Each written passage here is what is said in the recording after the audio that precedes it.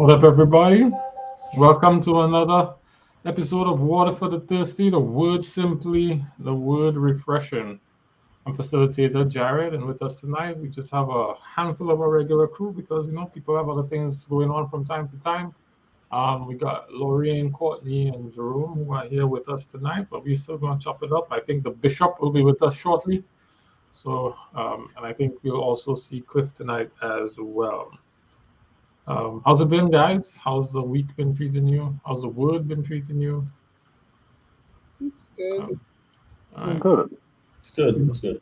If you've not been with us before, we follow a Bible reading plan, and then we come and talk about some of the things that excited us, that we were kind of curious about, that intrigued us, that puzzled us, all that kind of stuff. And then we try and see how that makes sense for how we live every day, and if it has value for our attempt to walk with and be like Jesus. Try to make sense. Not that it doesn't make sense, but how we can incorporate it and make it practical sense in that regard. Today, our readings will be coming from, I think, the books of, let's see, where are we? February. It's supposed to be Acts Acts, between Leviticus, Exodus. Exodus, and Psalms. Yeah. So that's kind of where we'll be coming from. I know I had a question that, well, not a question, but something I noticed. And I think it came out of some studies that were happening in the New Testament. And a question that always comes up when we study. Oh, so what it is, this is where it is. I follow another group of guys who do a Bible study. They call themselves Hired by God, and they are doing a study of Romans right now. And in Romans, Paul keeps referencing the law. And so the question invariably comes up, so what is the law? What does that mean? And I think that's the question I would like to ask today, because we are studying Exodus, where the law, or the thing that we call the law, gets introduced. But yeah, I'm gonna start there. In your understanding, based on what you guys have been reading in Exodus, what's the law? Or not just Exodus, your whole life or time being in church life and anything related to Christian Bible studies or Christian Bible living. When you hear the law, what does that mean? What are we talking about? I mean, I understand there's different kinds of laws. Okay. Like there's the ceremonial stuff in like Leviticus, um, and then there's the law, in my perspective, like the Ten Commandments. Mm-hmm. So basically, all the stuff that God passed from Moses to the people to guide them on how to live and be and what He expects of them. Okay. I think to kind of add to that, yeah, it's so you have the ceremonial law, the What's that? sorry, Pretend I don't know anything about it. I'm doing this on purpose by asking these questions yeah, because we have this, you know, understanding. But let's say we unpacking it. Pretend the bishop don't have any prior knowledge. What? Tell her what it is. Tell her that. yeah. Don't tell her So that the it tastes like chicken though. yes, why does everything taste like chicken? Yeah, the ceremonial law I see as kind of like the practices and tenets that were there to point you to the coming of the Messiah, so that once the Messiah has come and fulfilled his mission, these practices, these tenets could be done away with because he's now replaced them. You then had what I would consider like the I don't know what terminology you want to use, but the laws that were sort of discussing social construct, how the society should function, how you deal with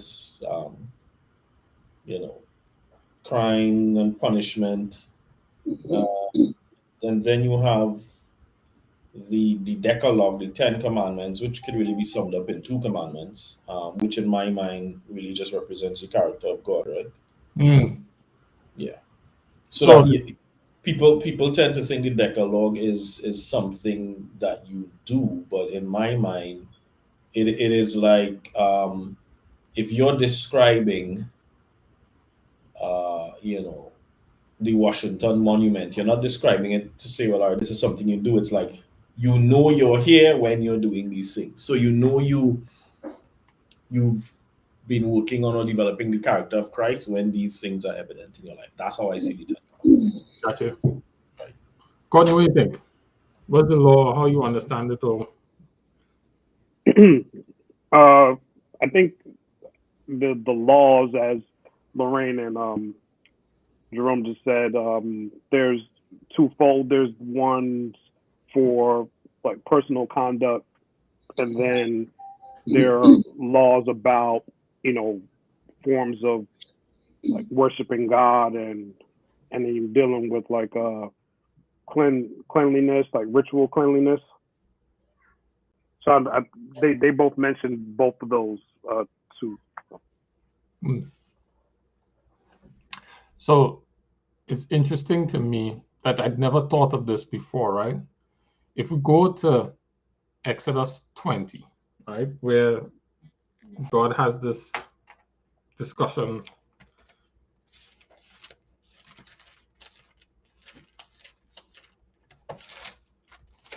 Let's go quickly to Exodus 20.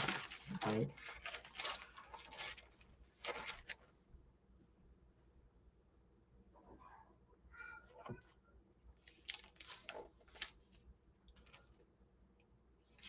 So in 19 verse 20, the Lord descends on the top of Moses and calls Moses up to the top of the mountain. He says, go warn the people, tell them not to come up, prep them to come up. And then he says, go down and bring Aaron with you and come back up on the mountain. And when he comes back up on the mountain, God speaks to Moses, right? And he speaks these 10 words. And we know that that's what's happening because Deuteronomy 4:13 and Exodus 34:28 says this is what was happening there. So you don't actually see it specifically here, but the writer later on kind of unpacks it later on. And he gives the people these 10 words. And then he stops. Right? And there's nothing else. Now, we are reading what Moses writes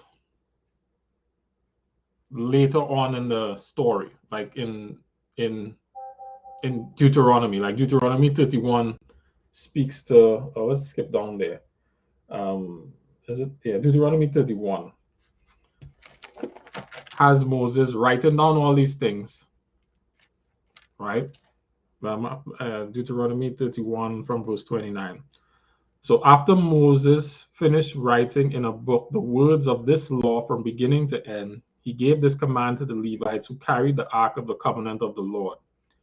Take this book of the law and place it beside the ark in the covenant of the Lord your God. They will remain as a witness against you. So he could either be talking about Deuteronomy or Genesis to Deuteronomy, right?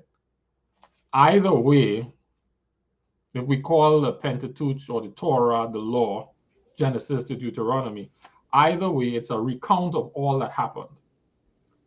At the time that the children of Israel were in covenant with God, the only thing that they had in writing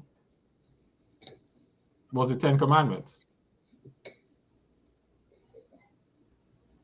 And until they were about to go into the promised land and Moses wrote this down, what did they have?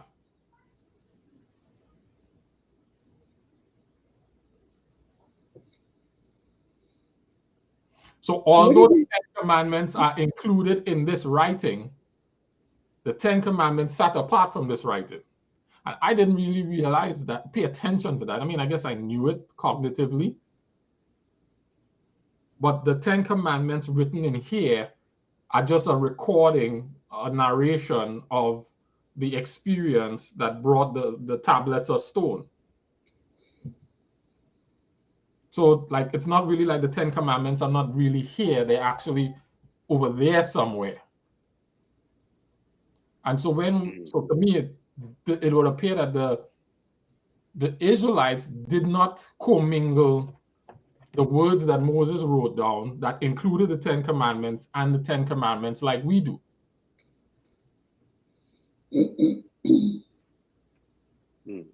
Run that back one more time. Try one more time. So let's go through a couple of verses and I'll show you. Let's go to Exodus 24. We go to Exodus 24. Right? Exodus 24 from verse 3 to 4. So Exodus 24. Then the Lord said to Moses from verse 1, come up to the Lord, you, Aaron, Nahab, Abihu, and 70 elders. You are to worship at a distance. But Moses alone is to approach the Lord. The others must not come near. The people must not come up with him.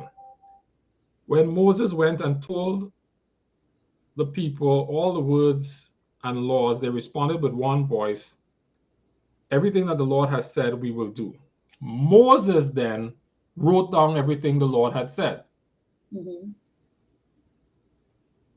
Okay. He got up early in the morning, built an altar. He sent the young men, verse 5, to burnt offerings. He took half of blood.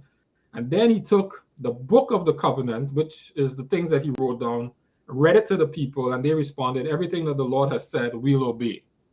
So Moses is writing down all the things that God has said. Right? But this is separate and apart to the thing that God inscribes in stone. And while the things that Moses writes down may include the 10 things that are on the stone, they're separate and apart from the stone. And so the people don't view the narration of the experience that includes the words as the law or the covenant law, as the book describes it, but something separate and apart from it. In fact, if we read some more verses, and I'll get to it in a second, well, let's go through the other verses. Let's go to 24 and 16. So we keep reading. Verse 12, let's go up. Let's just keep reading. So Moses, verse 8, Moses took the blood, sprinkled on the people. This is the blood of the covenant that the Lord has made with you according to these words. Moses, Aaron, Nahab, and Abihu, the 70 elders went up, saw God. Lightning was under his feet. On his feet was lapis lazuli, blue as the sky. He didn't raise his hand. Verse 12, come up to the mountain and stay with me, and I will give you the tablet of stone and the law and commandments I have written for their instructions. All right? We go to any one of these verses. I'm going to just pick one. 31. Let's go to chapter 31. Oh, no, 24:16. So God is giving the instructions now for them to make the ark. And he says in 16, put in the ark the tablets of the covenant law, which I will give to you. Inside the ark, and there's several other verses, all you have is this stone tablets, which is separate and apart from everything that Moses writes. And I don't know if you guys notice in your reading of it this time, it's not just called the law, but it's called the covenant law. And it's the ark of the covenant in which the covenant law is written. So it's almost like the terms of the covenant between God and the people is this thing that's on the stone. And while it might be a law, it's really the covenant that God has inscribed in stone between him and his people. Right. Contract. Yeah, the contract written in stone. So the 10 Commandments is, I guess, a set of laws, but it's more of the terms of the contract.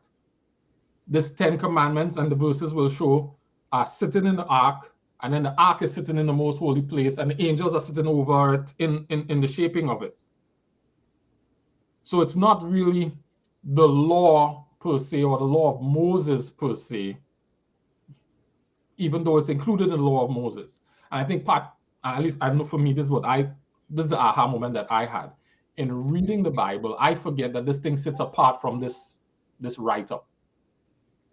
I almost include the 10 Commandments as part of what Moses wrote up, but all Moses is doing is narrating what was said on the 10 Commandments in part of his story.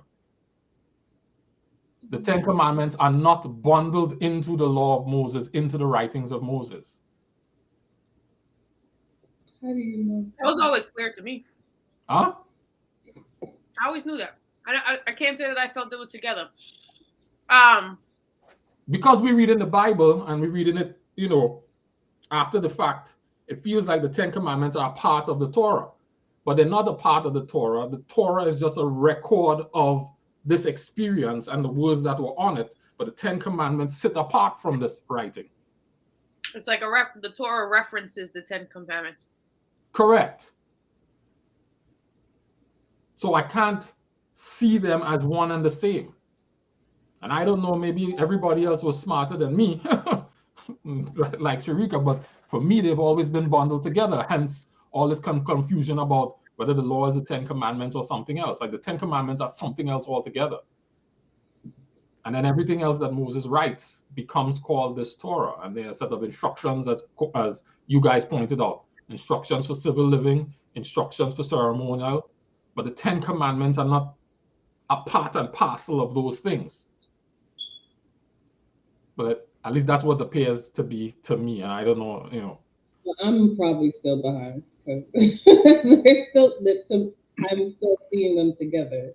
Why are you seeing them together? So, well, I mean, because I'm clearly missing something. So you're saying he got the commandments from God. Correct. Right? On stone. And then you're saying that whatever he wrote out did not have the 10 Commandments in it? So if I'm writing a story about something that happened, right, I will include what happened in the story and the details of that thing. Right. So there's going to be a copy of it. Right. Or some reference to it in my story. Right. But you're saying in the law, the Torah, is that what you're calling it? Yeah, well, that's what they refer to. Right. Yeah, that's what I'm saying. I'm just trying to just separate them. So in the Torah, you're saying the 10 Commandments is not in that. It's referenced. It's written in as a part of the experience. Meaning, go ahead. The Torah was written. Well, let's look at it this way. The commandments were written, given to them. The Torah is Moses's story, and he's like, there's these things that were written before. Let me talk about those in here too. I'm gonna make this into a full thing. But it existed first. And stood alone. And by itself. Right. So it's not like it for example, it's like, all right, well, maybe even a direct quotation. I didn't write these, they're over there. I'm gonna pull them in, but they're still two separate things. We've lumped them together, but the pages of the Torah might be white and the pages of the commandments might be black, just because they're just two very separate documents that have been placed into one encyclopedia of sort. Yeah, I did not recognize that before. So whenever we have the conversations about the law and which is important and which is not important, or how they're relevant or how they're related to one another, because they were all bundled into these 5 books, it feels like the 10 Commandments are part of this writing. But the 10 Commandments are not a part of this writing. They're referenced in this writing, but they're not a part of that's it. They're referenced in this writing, they're not a part of this writing. Okay. And in order to reference something, it had to be there first. Right. Exactly. Now I'm with you on that. I got that part. So let's read some of these other verses, because not only are they not a part of this writing, they have a whole different level of significance. Let's go to... Mom, what you don't get? So yeah, I'm going to pull in these comments. Ishmael says, when were they providing specifically? But I think we answered that question because he says, okay. And then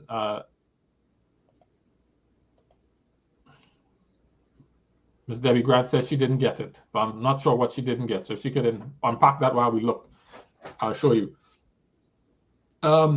Let's start with Exodus 31.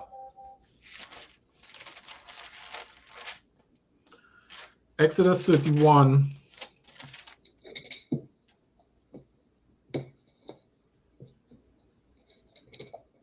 Now we'll go a little bit further because all that says is that he gave him the 2 commandments and it was written by God in stone, right?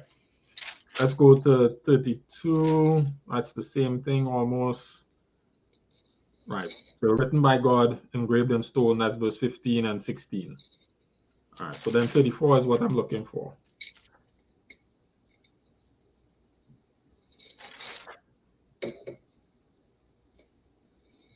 All right. So yeah, 24, 28 says, Moses was there 40 days eating bread and water. He wrote, and he, God, wrote on the tablets the covenant. The word, and that's what it is, the words of the covenant, the 10 commandments. So the 10 commandments is not really so much of it is a law because it's the covenant law. It's the terms of the covenant that guide what we should do. So it's a law in that regard. But this here speaks that it's the covenant, the 10 commandments. So the verse 29 says, Jared, I want to point out, since we're talking about the context, this is the second time it was written. Correct. It's the second time it was written.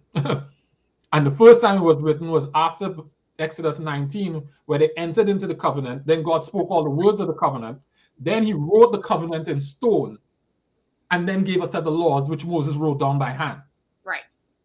Then So Moses all the wrote laws Moses wrote down by hand after God. Right. Moses then broke it, and God wasn't okay with Moses writing it himself. Come back, let me write them myself and give them back to you. Correct. Right. Which is significant. And so I don't know if anybody has ever noticed it before because it's not always obvious to me. When you're reading this, Exodus, Genesis Exodus tends to refer to them as the covenant law, the law of the covenant, right? And it keeps being mentioned as being inside the Ark of the Covenant. Right. What's Let's see if I can interesting, Jared? I don't know if we've ever unpacked even why the ark was necessary. Well, when God I say that to say what's in the Ark of the Covenant are this pinky swear of sort, right? You do this, I'll do this. This is what we're gonna do, right? And the people before this, remember, were envious of what Egypt had and the pharaohs and the everything and all that stuff. They needed to see their God. They needed to see the person that was protecting them. And I think the point that you're bringing home that's really is really sticking with me as well is even after Moses dropped them and broke them, God saw it significant to place this covenant separate apart, that they will know that I wrote this, regardless of whether or not you pen it, which they believe everything that you say, I say. But imagine the significance of the different handwriting, the significance of the different type of, they're not writing on stone as people. They're writing on, I forgot what it's called, papyrus and all that other stuff. And so to your point, it's separate and apart to say, I did this. Right. And then when I'm telling them to build a tabernacle, I tell them to make this box overplated with gold, put poles on it that nobody can touch. And what should you put inside this box? Stuff I wrote. The stuff on stone that I wrote. And you carry that around on a box because that's the only thing that's inside the box. Exodus 25:5 says in verse 16, God tell them when he first tells them to make, he says, make a sanctuary so I could dwell with you. Make it exactly as I tell you. And the first thing he instructs them to build is this box. And he says, when you make the box and you put the rings and you put the poles so that nobody can touch it because it's so holy, put the tablets that I gave you inside the box. So they're standing separate and apart from everything else. Because That was the only thing in the ark? Good. Let's read verse. So I'm going to read that's 16, 25 verse 16. I'm going to read verse 21. So he tells them to put the angels on top, the angels and them guarding it, right? And they covering it. They're looking towards them, looking down on it. And verse 21, put the cover on top of the ark, put in the ark the tablets of the covenant law which I will give you. And there, above the cover between the two cherubim that are over the ark of the covenant law, I will meet you and give you all my commands to the Israelites. Right? So let's go now to Deuteronomy 31, 24 to 26 to answer Lorraine's question. Deuteronomy what? 31, 24 to 26.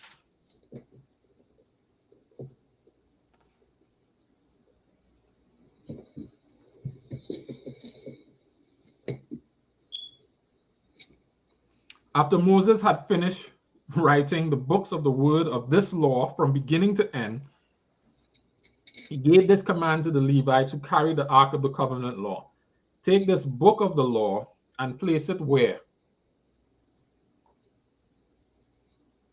On the side. Next to the ark of the covenant before your God. Mhm. So these words didn't even get the elevation of going inside the box, right? They on the side. 1 Kings 8 and 9 speaks to what else might be inside the box. I can tell you what it is, but I'd like you to see it yourself. 1 Kings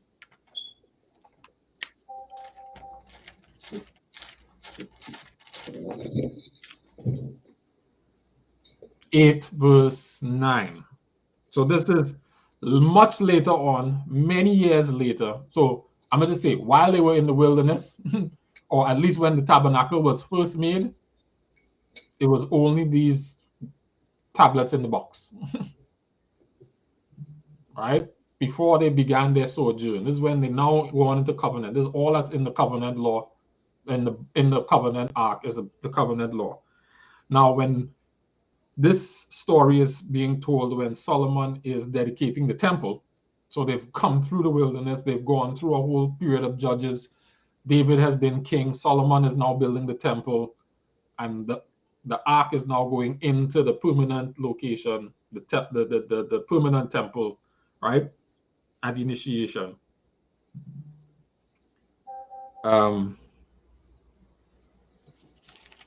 We'll read from verse 6. The priest then brought the ark of the Lord's covenant, they continue to refer to it as such, to place it in the inner sanctuary of the temple, the most holy place, and put it beneath the wings of the cherubim. The cherubim spread their wings over the place of the ark and overshadowed the ark with its poles. The poles were so long that the ends could only be seen from the holy place in front of the inner sanctuary, but not from outside the holy place, and they still are there today. There was nothing inside the ark except the 2 stone tablets that Moses had placed in it at Horeb, where the Lord made a covenant with the Israelites after they came out of Egypt.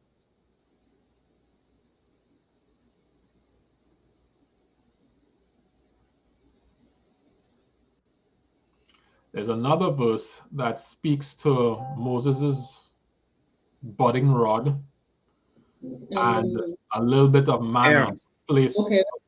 Aaron's rod, sorry, the rod that budded was placed there as well as some manna, but I need to get those verses. That's what I was like, okay, there was something else in there. Okay, I got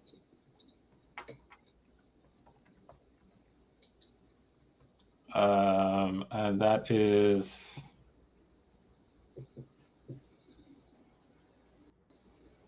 in Hebrews that mentions that. Hebrews is the book that mentions that. Hebrews 9 verse 4. But the Old Testament doesn't actually show that, right? So we could go to Hebrews 9 verse 4 and you can see it there. That's how we know that those things were in it. But the instructions from God was for nothing else to be in there. Hebrews 9, verse 4. Yeah, the ark contained Aaron's staff, the stone tablets, and a gold jar of manna. Right? But I guess those are signs of God's covenant as well. Right, because I was saying, in order for manna to be in there, it had to be put in there a while back. Right. A while. What about Numbers chapter 17, verse 10? Yeah, I think that's also true as well, Courtney. Right. Number what? Numbers chapter 17, verse 10. Yeah. I believe that's when God said to do that, right? After they had this experience. Yeah, that was the story with Aaron's rod budding. Right. And look, even this one says, put the rod in front of the ark of the covenant of the law. So it still wasn't placed inside. Right. Right? And it was to be a witness. So it's like bring the stuff and bring it close to and show, put it in that holy place to show significance. But let's not miss what was amazing to me. I was enlightening for me, and maybe not be for the rest of you, was that the Ten Commandments are not the law, they're the terms of the covenant. Okay. I guess I had a question from there. Then I had put and have such significance to God in relation to His people that it was in the sacred box in the most holy place. So we can't equate it with all the other things that were said. So I can't remember the exact verse, but when he says, and I'm gonna paraphrase, where he was talking about he'll make a new covenant and he'll put it internal. Is that this covenant law or is that Torah? You know what I'm talking about? Where he says they broke the rules and he said, I'll find it. Give me a second. That's Jeremiah. I think it's Jeremiah 34, but you could look it up. While you're looking it up, Courtney?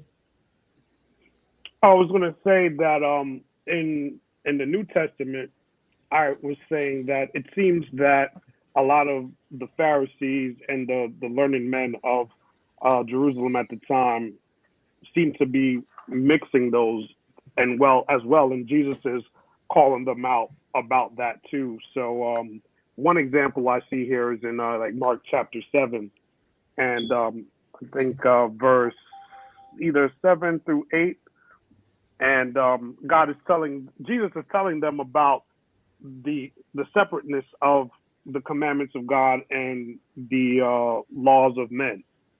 So I think they were mixing it too. And I would say I was mixing it because it's written here in this writing from Moses, right? The law of Moses has the 10 Commandments in it. No, it doesn't. The law of Moses references the 10 Commandments. I think that, to me, that was a huge shift in mindset, because it gives the 10 Commandments a whole nother set of weight. Right. So often it seemed like they were accusing Jesus of sinning based on him not aligning with what those laws of Moses that they were saying. Right. And the law of Moses, because they're the ones that Moses wrote down. Mm-hmm. Now, a lot of this stuff Moses didn't come up with on his own. God told him, but it was still stuff Moses wrote down. Moses didn't write down the 10 Commandments. God did. And he wrote it in stone and put it in a special box in the most holy place. So to Lauren's question, what is the significance to that in relation to the new covenant, which is a fair question. I would do this. Let's go back to Exodus 19 in order to try and unpack that.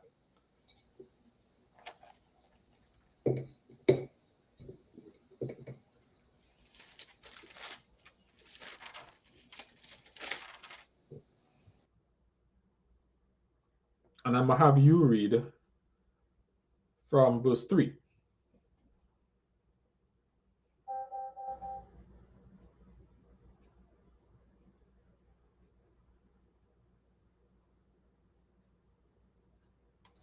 Me? Mm-hmm. Okay. Exodus 19, verse 3. Mm-hmm. Then Moses climbed the mountain to appear before God. The Lord called to him from the mountain and said, "Give these instructions to the family of Jacob. Announce it to the descendants of Israel. You have seen what I did to the Egyptians. You know how I carried you on eagle's wings and brought you to myself. Now, if you will obey me and keep my covenant, you will be my own special treasure from among all the peoples on earth, for all the earth belongs to me. And you will be my kingdom of priests, my holy nation. This is the message you must give to the people of Israel." So Moses returned from the mountain and called together the elders of the people and told them everything the Lord had commanded him. And all the people responded together, "We will do everything the Lord has commanded." So Moses brought the people's answer back to the Lord. Then the Lord said to Moses, "I will come to you in a thick cloud, Moses, so the people themselves can hear me when I speak to you. Then they will always trust you." Moses told the Lord what the people had said. Then the Lord told Moses, "Go down and prepare the people for my arrival. Consecrate them today and tomorrow, and have them wash their clothing. All Be right, sure." pause there. Pause Okay. there. If you were to go back and say what the covenant is, what is the covenant? Not what are the stipulations of the covenant, but in essence, if you had to summarize what the covenant is, what's the covenant being made? An agreement between the people and God For what? to be his treasure, their If they do people, what? if they obey him. Right. If they obey him, then what will be the nature of their relationship?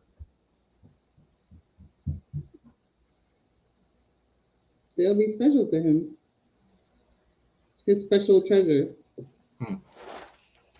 among all the people on earth, and a kingdom of priests.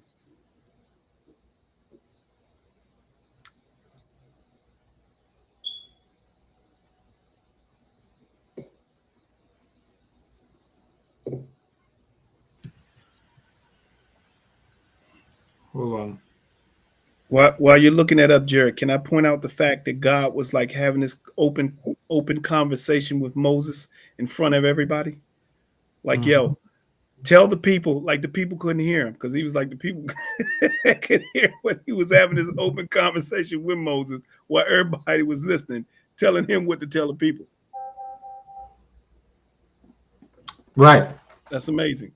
Yeah. A good point.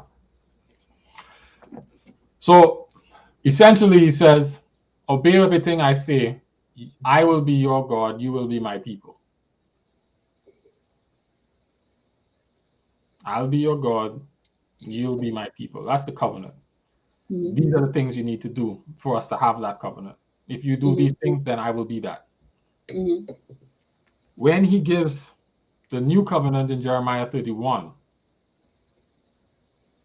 it's new in the sense that it is upgraded, but it's the same covenant. Right. It's a different set of terms for the same agreement. The agreement doesn't change between God for them to change relationship. It's still a covenant between me being their God and them being my people. The terms are different, but the covenant is the terms are revised. But essentially the covenant is the same. Let's skip to Revelation 21.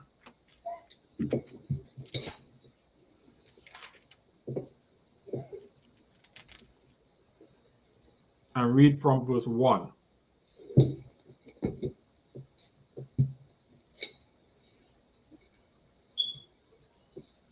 Revelation what? 21, verse 1.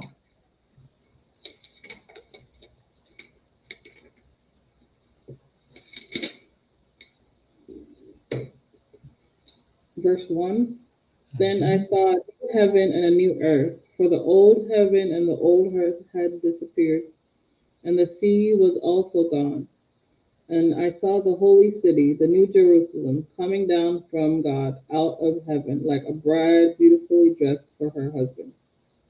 I heard a loud shout from the throne saying, "Look, God's home is now among his people. He will live with them, and they will be his people. God himself will be with them. He will wipe every tear from their eyes, and there will be no more death, or sorrow, or crying, or pain. All these things are gone forever." Pause. So what we see in the new heaven and new earth is these people in God, covenant with God in the exact same relationship. And if you go back to the covenant that God makes with Moses, he tells them, if you walk faithfully with me, I will be your God and your descendants will be my people. So all through, in all of these covenants, they may look different in terms of the terms in which the covenants are being made, but they all work out to the same. Even the new covenant, if you go to Jeremiah 31, even the new covenant, because that's the one that Hebrews references as the new covenant, Jeremiah 31.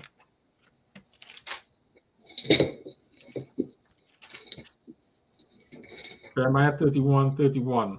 The days are coming, declares the Lord, when I'll make a new covenant with the people of Israel and with the people of Judah. It will not be like the covenant I made with their ancestors when I took them by the hand and led them out of Egypt, because they broke my covenant, though I was a husband to them. This is the covenant I will make with the people of Israel at that time. I will put my law in their minds and write it on their hearts. I will be their God. They will be my people. No longer will they teach their neighbor or say, know the Lord, because they will all know me from least to greatest. So instead of these 10 laws that are in a box somewhere that somebody needs to teach you, the terms of the covenant are now written in here, and he's placing them inside of you so that you already know them and are able to keep them because they're not external to you. But it still works out to the same relationship. So really it's a revision of the terms to update or upgrade the covenant. So it's new in that sense. So, okay. So the new covenant is not just, okay. So the new covenant is not just Israelites. The old covenant isn't meant to be Israelites either. If we're looking at it as a contract, okay, the parties have to be present for this contract and agree to this contract. So that's the Old Testament. So when they reference it here, when he says he's putting it in your heart, is that everybody? That's everybody, right? Do you see where I'm going? So can you agree? Can you have a covenant or contract?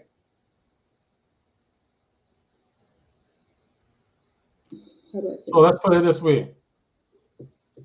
When God establishes the contract with the children of Israel, Samson wasn't born. Right. Was he party to the contract? He's among the people. He's part of that people. Yes, right. But how did he become a part of the contract? Because he's their descendants. Good. So we could go now to conversations that Paul is having in Colossians and Galatians. We could turn there to help answer your question.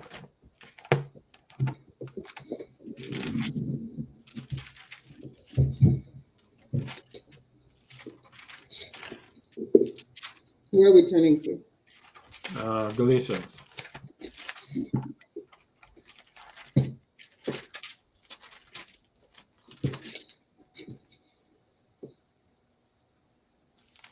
All right, go to verse 3, chapter 3, and you read all of chapter 3. Okay. O foolish Galatians, who has cast an evil spell on you? For the meaning of Jesus Christ's death was made as clear to you as if you had seen a picture of his death on the cross. Let me ask you this question. Did you receive the Holy Spirit by obeying the law of Moses? Of course not. You received the Spirit because you believed the message you heard from Christ, about Christ. How foolish can you be? After starting your new lives in the Spirit, why are you now trying to become perfect by your own human effort? Have you experienced so much for nothing? Surely, if it was not in vain, was it? Surely it was not in vain, was it? I ask you again, does God give you the Holy Spirit and work miracles among you because you obey the law? Of course not. If it is because you believe the message you heard about Christ. In the same way, Abraham believed God, and God counted him as righteous because of his faith. The real children of Abraham, then, are those who put their faith in God. What more, the scriptures look forward to this time when God would make the Gentiles right in his sight because of their faith. God promised this good news to Abraham long ago when he said, "All nations will be blessed because of you." So all who put their faith in Christ share the same blessing Abraham received because of his faith. But those who depend on the law to make them right with God are under his curse. For the scriptures say, "Cursed is everyone who does not observe and obey all the commands that are written in God's book of law." So it is clear no one can be made right with God by trying to keep the law. For the scriptures say, "It is through faith that a righteous person has life." This way of faith is very different from the way of law, which says, "It is through obeying the law that a person has life." But Christ has rescued us from the curse pronounced by the law when he was hung on the cross. He took upon himself the curse for our wrongdoing. For it is written in Scripture, "Cursed is everyone who is hung on a tree." Through Christ Jesus, God has blessed the Gentiles with the same blessing he promised to Abraham, so that we who are believers might receive the promised Holy Spirit through faith. Skip to 23.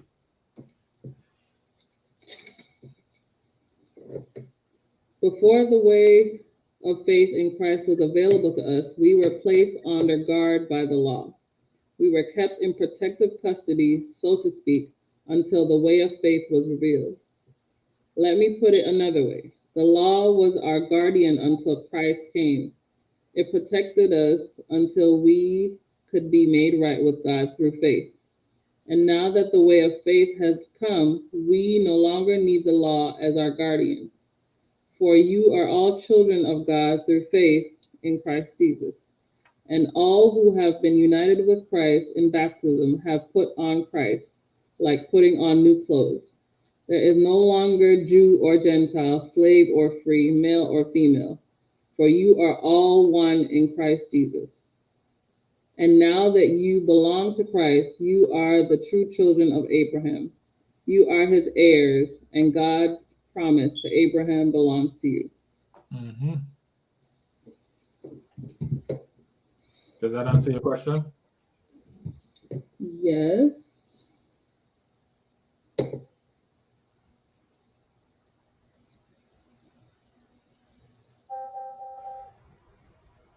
So by faith, you are into this covenant that was originally made.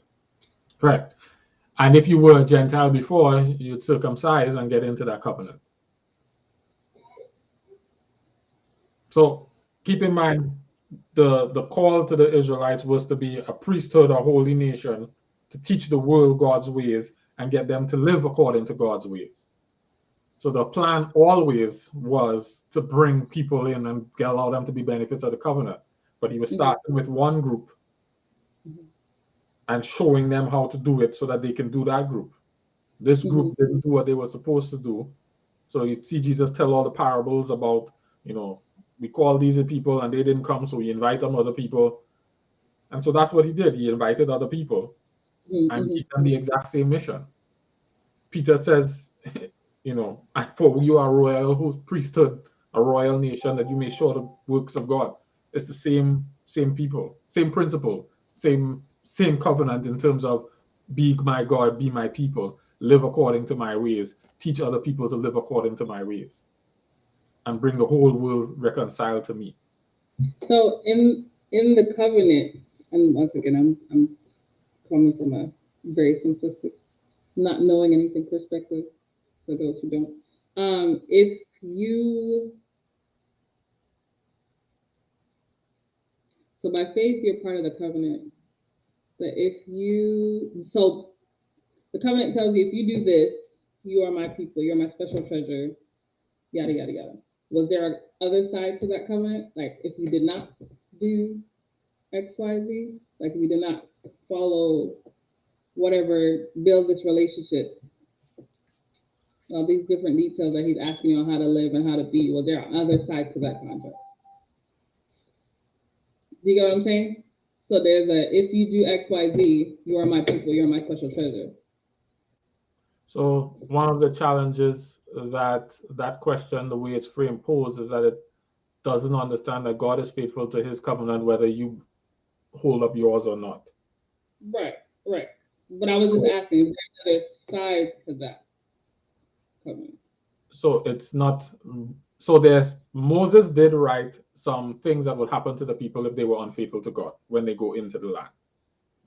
When God establishes the covenant, he does not necessarily communicate that, because if they enter into the covenant, then they're always his people. Now, what you see in his interactions with them is that as they mess up and don't listen and whatever, he deals with them because they are his people. Right. But he never disowns them and says, "You're not mine." He never disowns them as his people.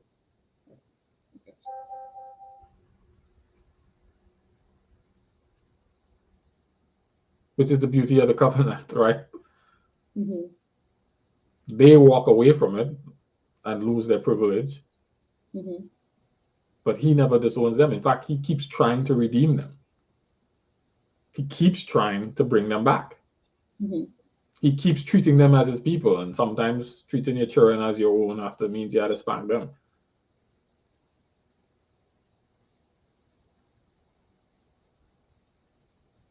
When you take, because one, so if we go back, sorry, if you go back to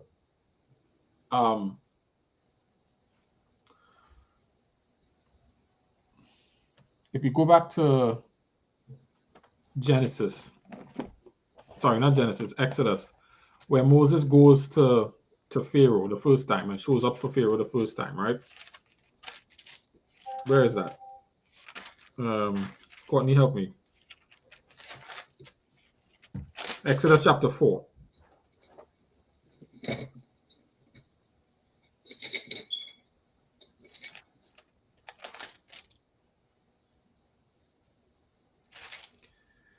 Verse 22. God tells Moses to say to Pharaoh, Israel is my firstborn son. That's a statement of almost like adoption or legal instatement and giving someone the benefits and rights of relationship. I think he says in one of the Psalms, today I have become your father, or today you are my son, I become your father.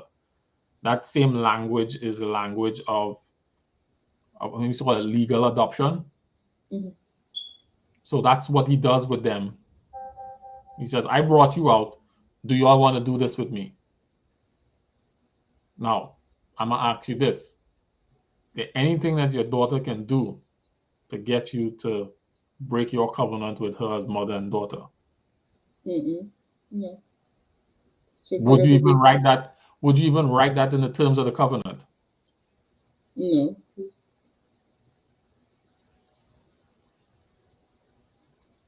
Now, what would you do if she violates the terms of your covenant? I mean, she will forever be my child, regardless of what she does. Yeah, that's why it's important to see what God is saying in the covenant. I will be your God, you will be my people. Jared, I think you can even go even further. Okay. Like some people like to when you, I guess, blaspheme the Holy Spirit and the unpardonable sin and all that stuff, still doesn't remove the fact that you're still mine. Right? And so, like, I could see someone arguing, saying, oh, well, you can remove yourself from God. You can't. Like, at the end of the day, as Moses said to God, them your people. I don't know where they came from, but those your people. You can act like you don't want them, but them is yours, regardless of how they behave or anything. And so, like, it just thinks to mind when people are like, oh, that's not my son anymore. Yeah, biologically, it still is. Biologically, it's still your son, your daughter, your child. It's whatever. Like, there's no getting yourself out of that. The covenant is more so a mutual agreement that we will act as if we are in union with each other. And I will hold up my end of the bargain and you will hold up yours. It doesn't remove me from the flesh and blood piece of that, by definition, you're mine.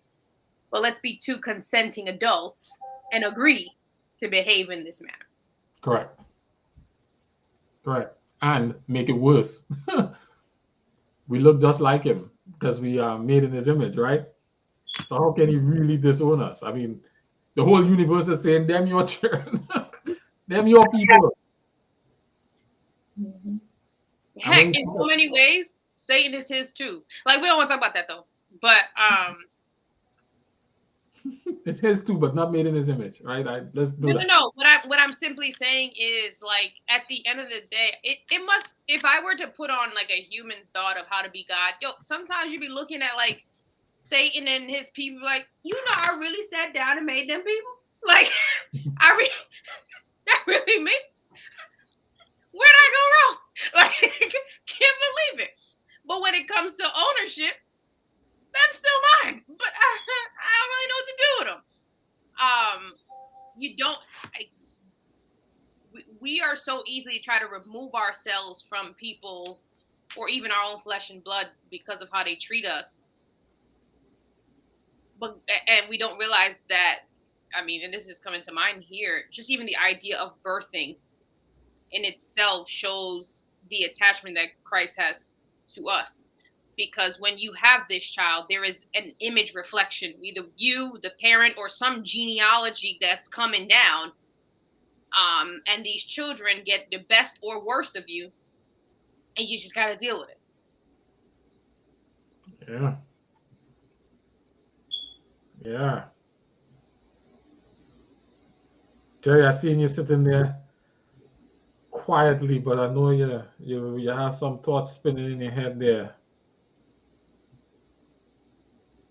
I like you, Jared. I was not smart as Sharika, right?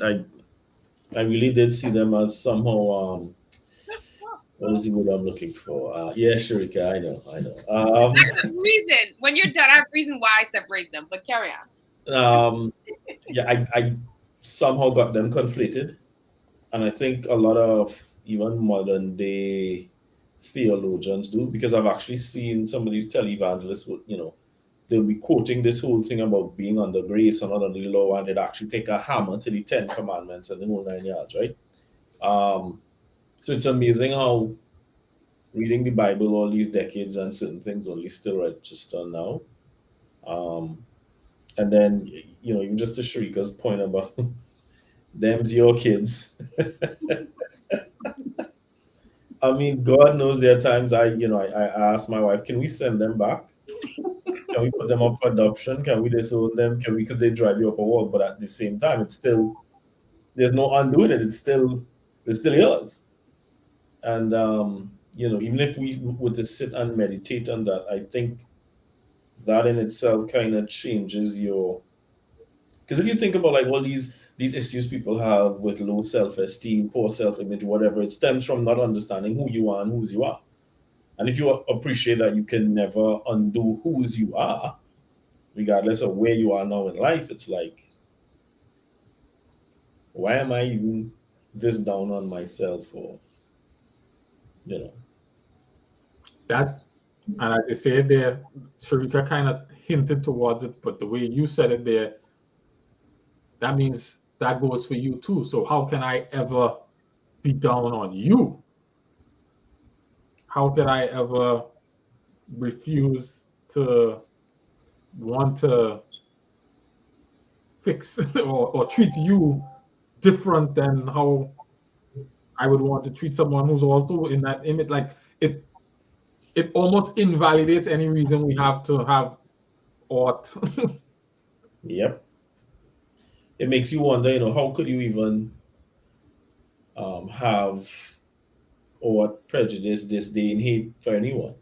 But when you see those things at play, usually, you have to dehumanize or demonize the other person first, right? It's just like there's nothing of the image of God that's in this person or these type of people. So evidently we can, treat them however, right? But Bible makes it clear that's just not the case. Which would explain why Jesus said, "Love your enemies," right? Yeah, because you might feel they're your enemy, but they're still his. That's literally your brother, your sister, because them's his kids. I like how Moses pulled himself out of it, though. He's like, you see that? How about you, Courtney?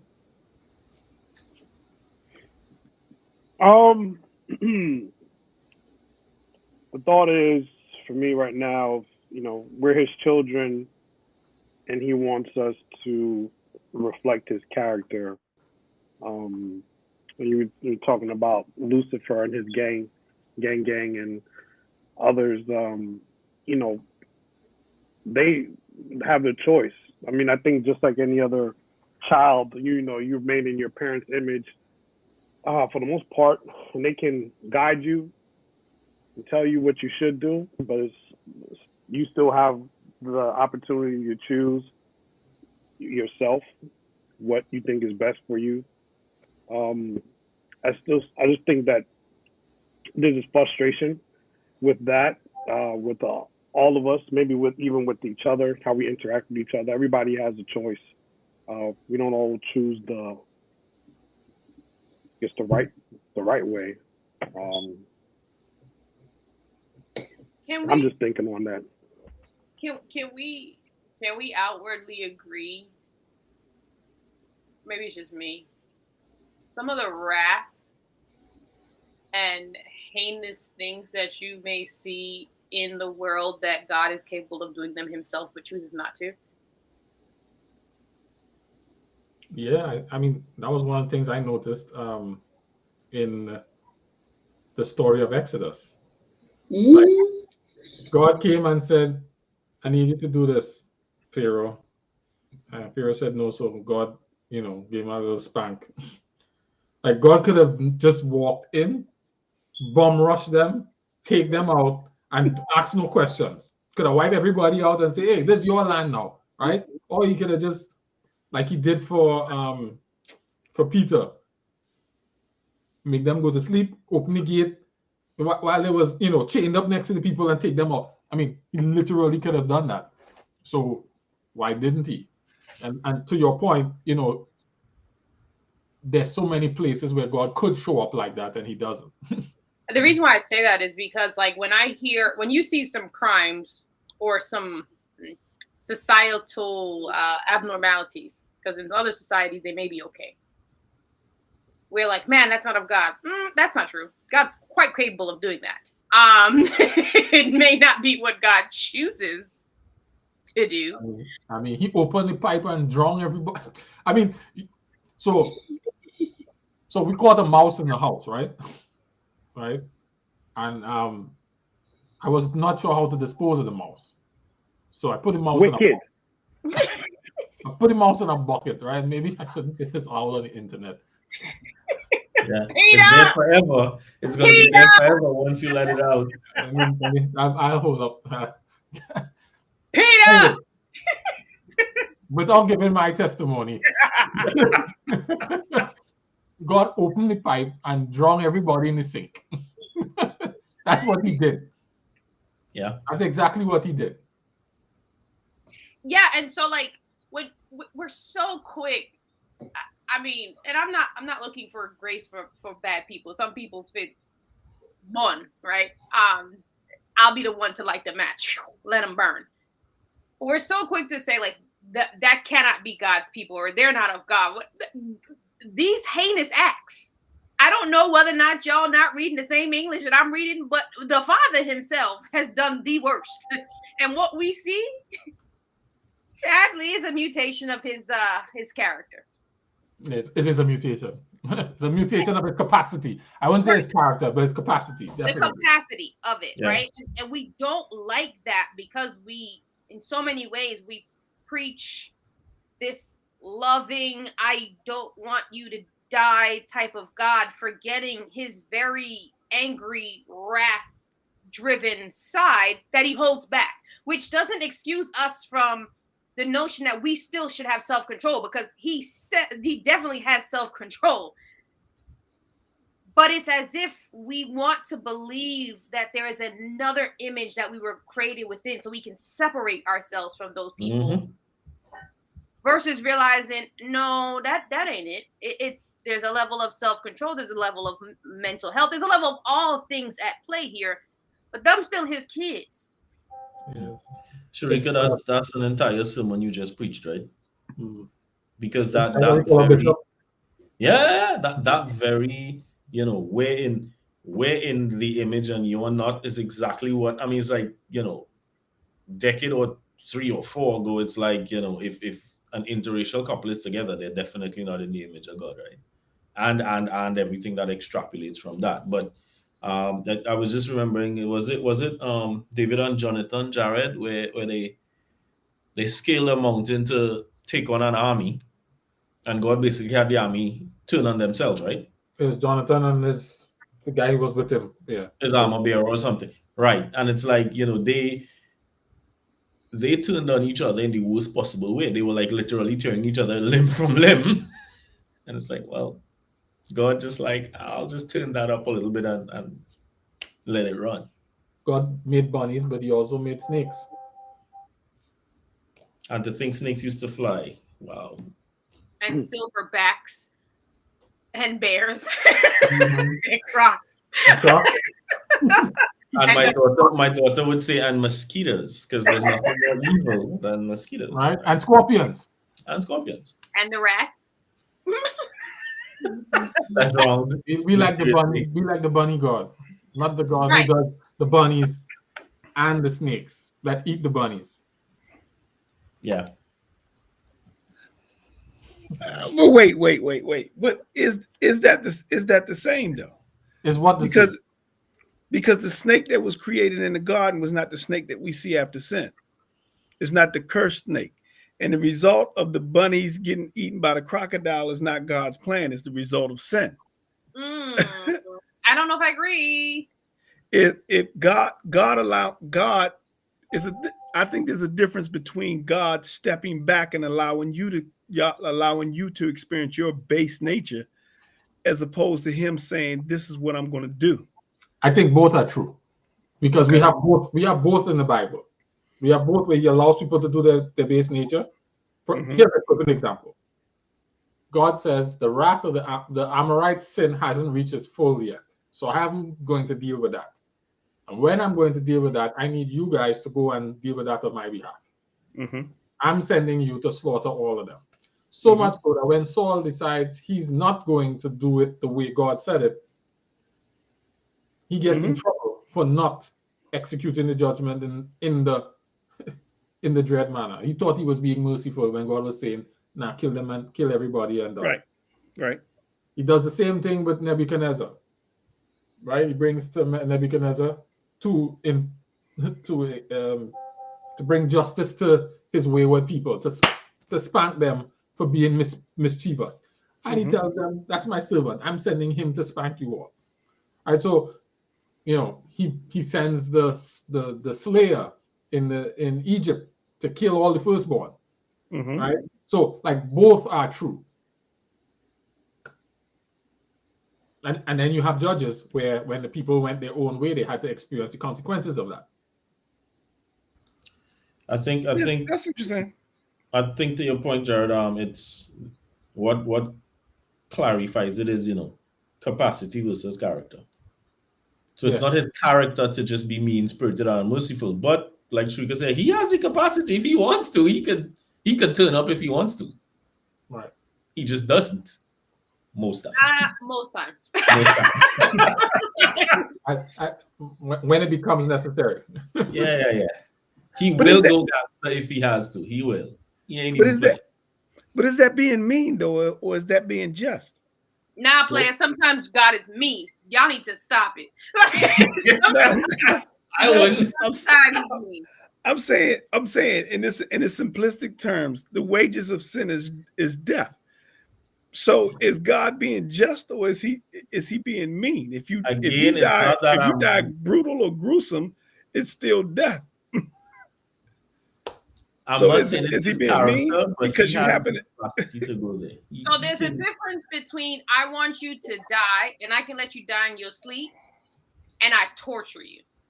Right. But that would be either. There are times where God makes an example out of people's death. Like, that's mean. Like, yeah, it's just, but it's mean at the same time. I don't know, so because I could agree that it's mean. Mean has intent to be bad mind. Are you saying that?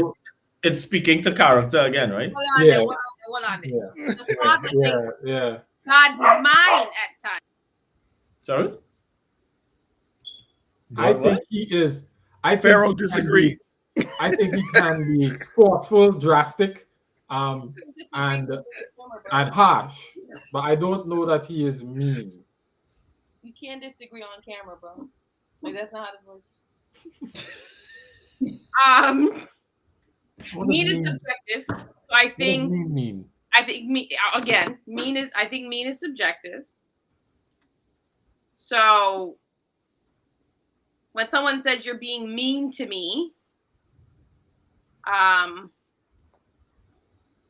Okay.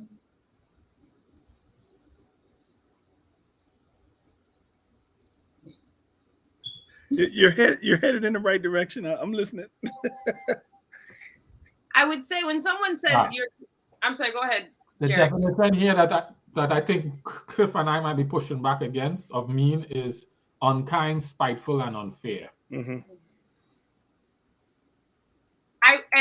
What I'm saying is it is subjective.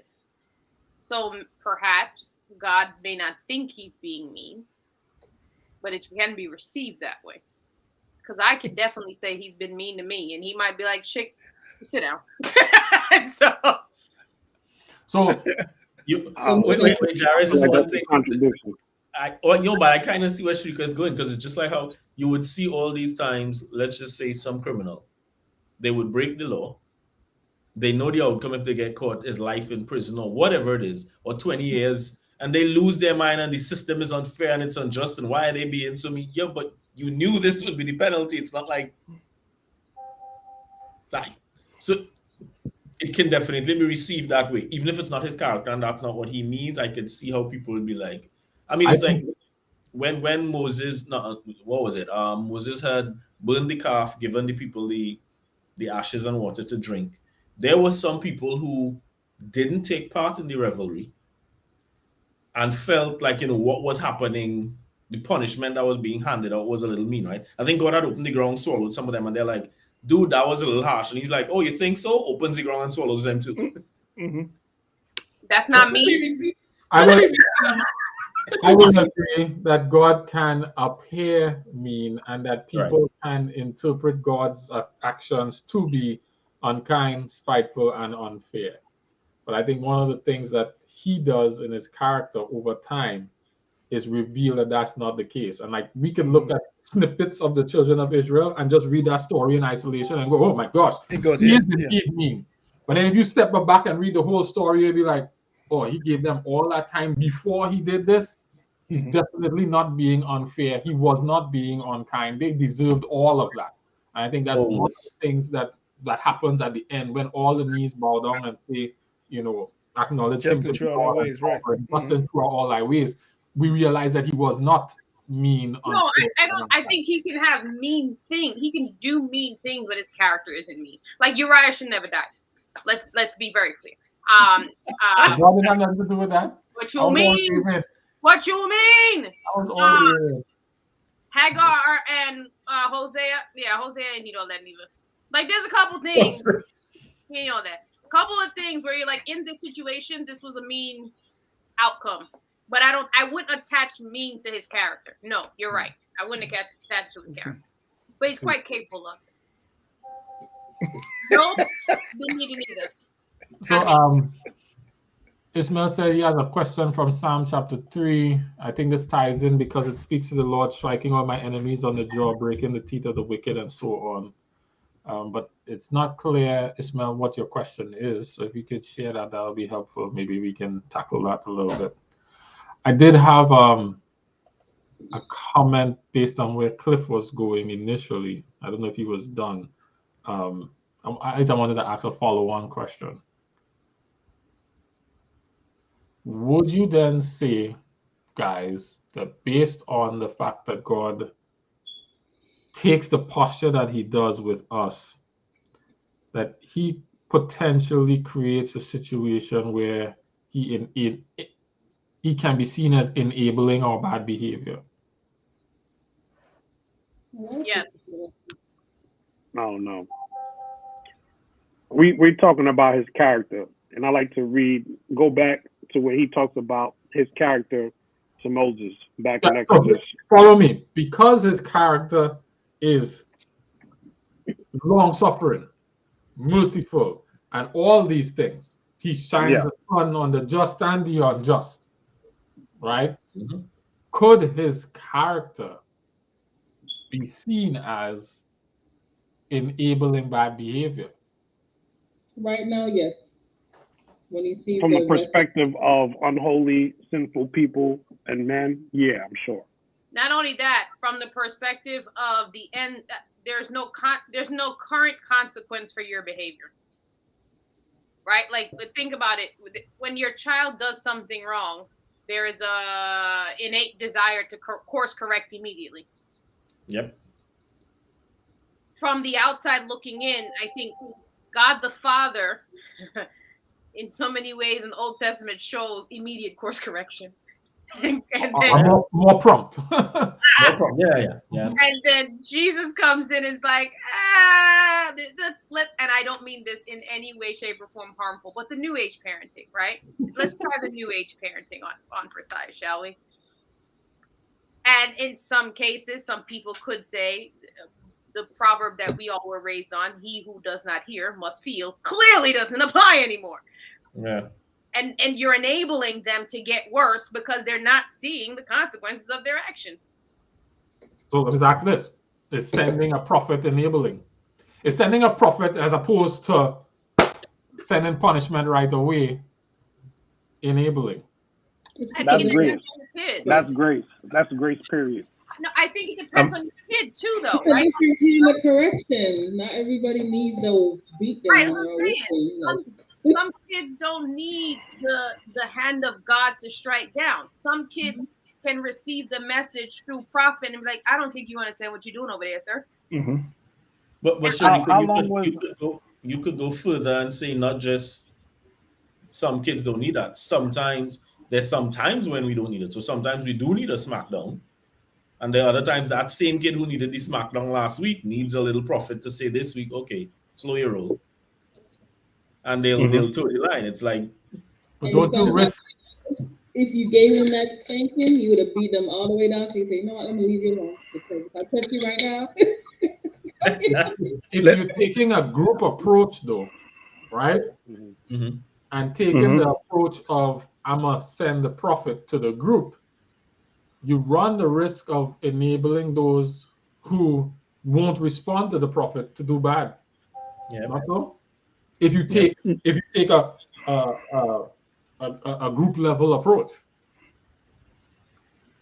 No, Cliff, you disagree? No, I disagree. I'm going to point to what Vanessa said in the chat because I think to a certain extent that's what he's doing. You know what I mean? I mean, you can address a group. The principle is still there. Everybody kind of receives it differently.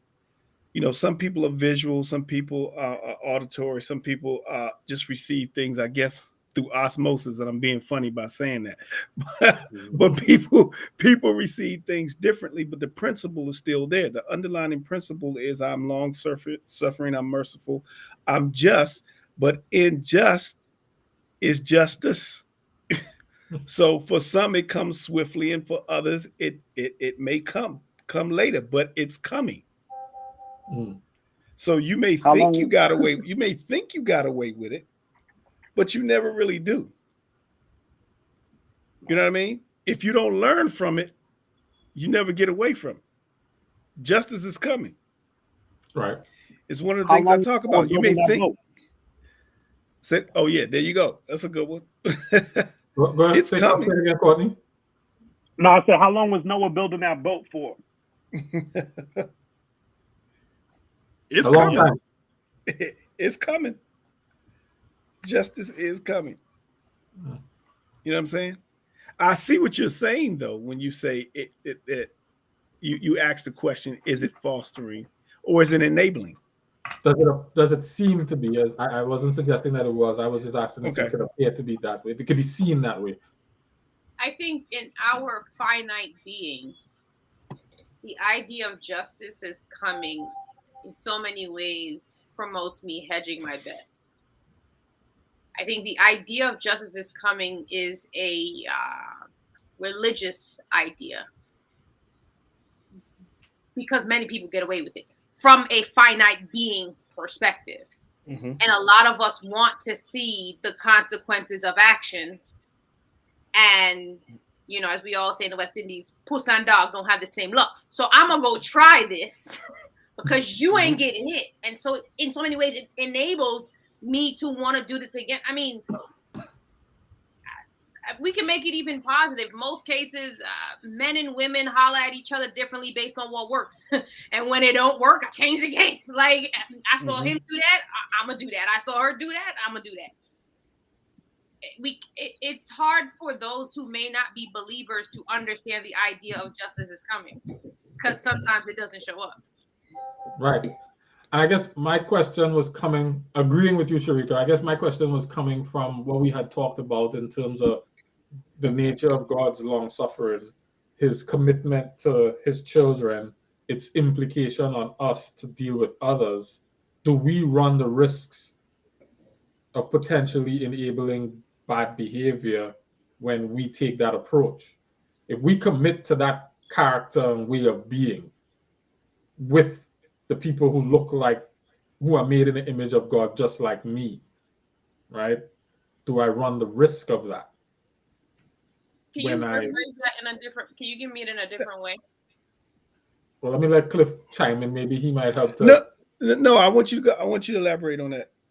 I have something, but I want to make sure I'm on the right point. So if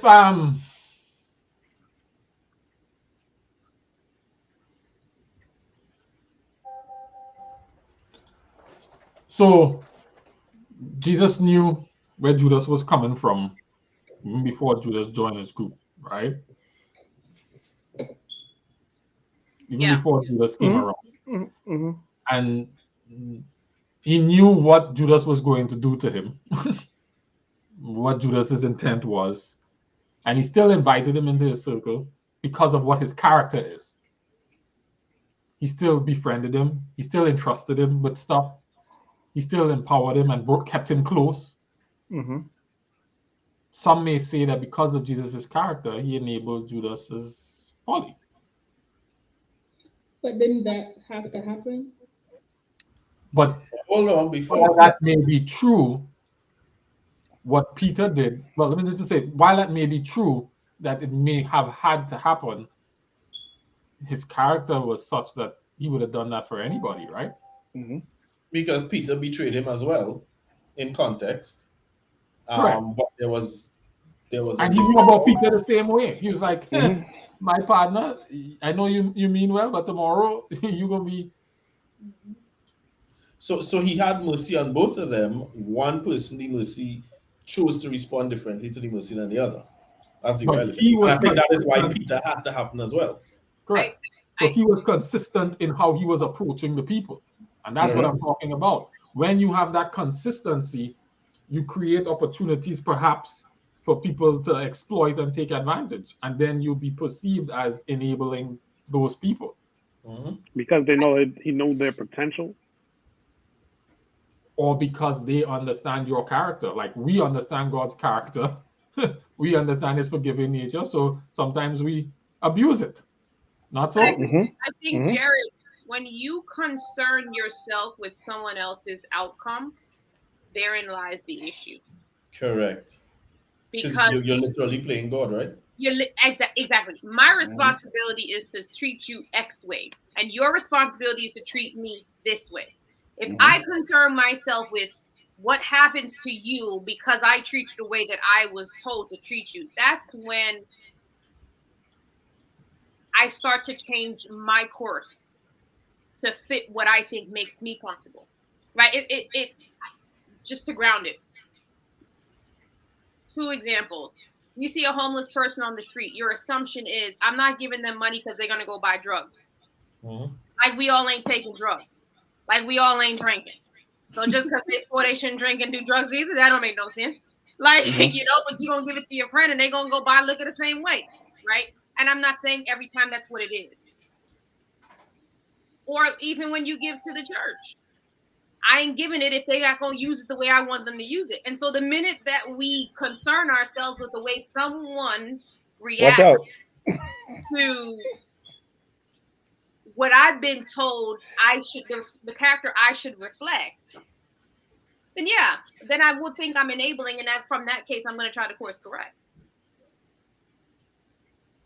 And that's not my responsibility.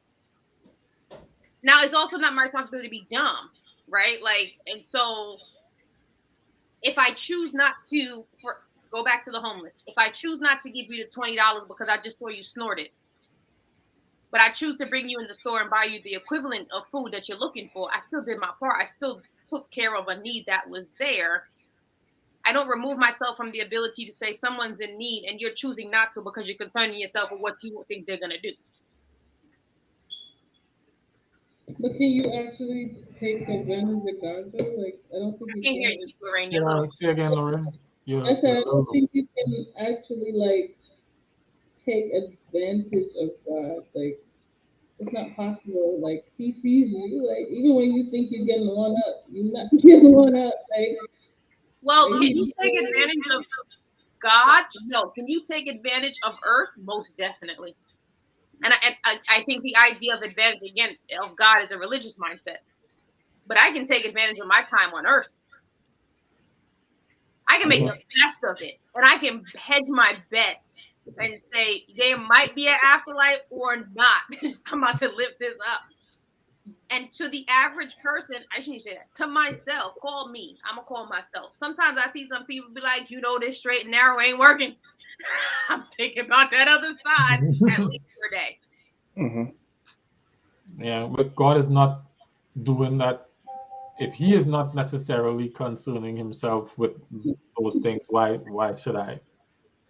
And by concerning themselves, I mean, go ahead, Cliff. No, I'm just saying that's the point. Why, if He's not concerning Himself with this, why should I be concerning myself? Look at the other side, though. I'm going to play the advocate of the other side. You know why I should concern myself with it? Because I'm here with y'all. I'm here with y'all families. Okay, that's why I'm concerning myself, because I'm dead, broke, and naked, 1 and 1/2, and y'all was rich. Y'all living it up. He up there in his perfect life. People ain't got nothing else to do but worship him all day. He ain't hungry. He ain't got nothing. This is why I'm concerning myself with it. Yeah, so you hedging your bets, right? I got you. You taking your chance, and most of the time that will not work out. Actually, most of the time it does work out in the current state. It does. It does. That's okay. David talks about it. Right. Okay. I'll retract that. I retract that. I understand that. Yes, for the time being, for the moment. Yes. I mean, let's be honest. Let's be real honest here. How many, from societal standards, how many good people are rich?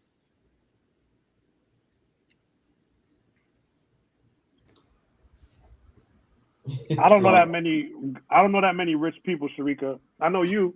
I ain't good. So, because I'm not good, I fit it. Now, interestingly enough, Sharika, I know an awful lot. What I'm saying is, when you look online or you look at some people and things, like the idea of good is a perspective, right? It's like they had to have gamed the system in some way, shape, or form. This is our perception in order to get where they are, and then perhaps they became good, right? It's like they gamed it and turned their life around.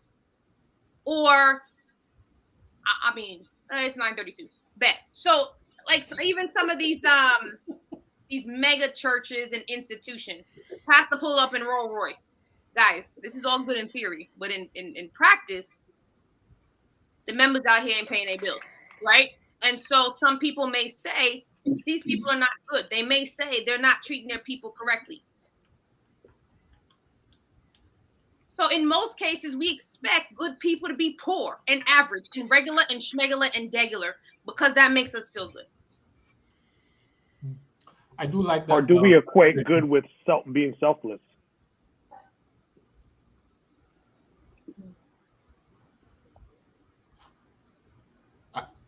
I think we do.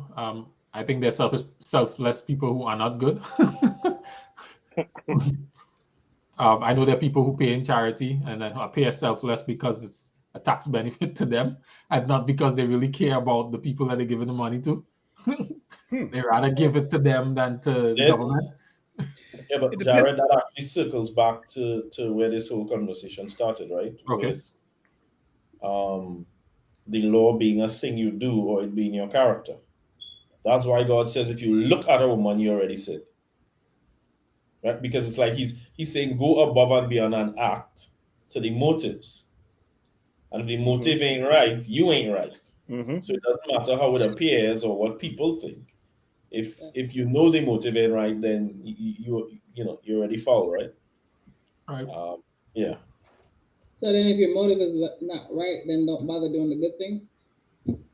No one. Well, that's the funny thing because he says even if you how was it said? Even if you once you know what the right thing is to do, you should do it anyway. Right? So like my dad used to say it like this. He'd say, pray when you feel to pray. Pray when you don't feel to pray, and pray until you feel to pray. And sometimes if you know what's right, you do it when you feel to, when you don't feel to, and until you do. Also, I can't tell motive from the outside, right? That motive is self-analyze. Right. That's what I'm asking. So if you know your motive's not right, that means don't do the good thing you were going to do because you know your motive's not right. I think it depends on how, for example, if you thought it was good, I think it's good for me to go in my phone and do things with people in my phone. I think that's good, right? There might be an opposing argument that says that's not good. Right. Excuse me, I didn't say sin. I said good. Okay. Very clear here. If the person that I serve is saying, Sharika, now you know darn well that's not good, and in my heart I still think it's good, but I know there's an opposition, then no, don't do it, Sharika. Right? Like you have to understand who you're serving. Some of us may, if we're serving ourselves, can convince ourselves that even though I don't want to, this is the good thing to do. You're the only one who can have that valuation within yourself, and you're the one that has to sleep with it, right? Yeah, that's what I mean. Like if internally, an outwardly thing that would be perceived as good, you know your motives ain't right, then you shouldn't do it. No, I don't know that there's a universal answer to that. I would say that depends. Right, because if God tells you you shouldn't do it anyway, and you thought it was still good, then you shouldn't do it. Yeah, it depends. So there are a whole bunch of motivational people that say, find that thing that you hate and make it that thing that you love. When you're struggling with things, you hate something or whatever, have you take that thing, you turn it around and you motivate yourself into turning it into that thing you love. I equate that to what Lorraine is saying right now. The thing is, if you know it's right, you just have to do it. Period. There's a lot of stuff that I know that's right that I do not want to do. I don't feel like doing. I don't like to do. I don't care to do it. But it's right. It's what I'm supposed to do. So you know what I do? I do it. Even though I hate it, I still do it because I know I'm supposed to do it because it's the right thing to do.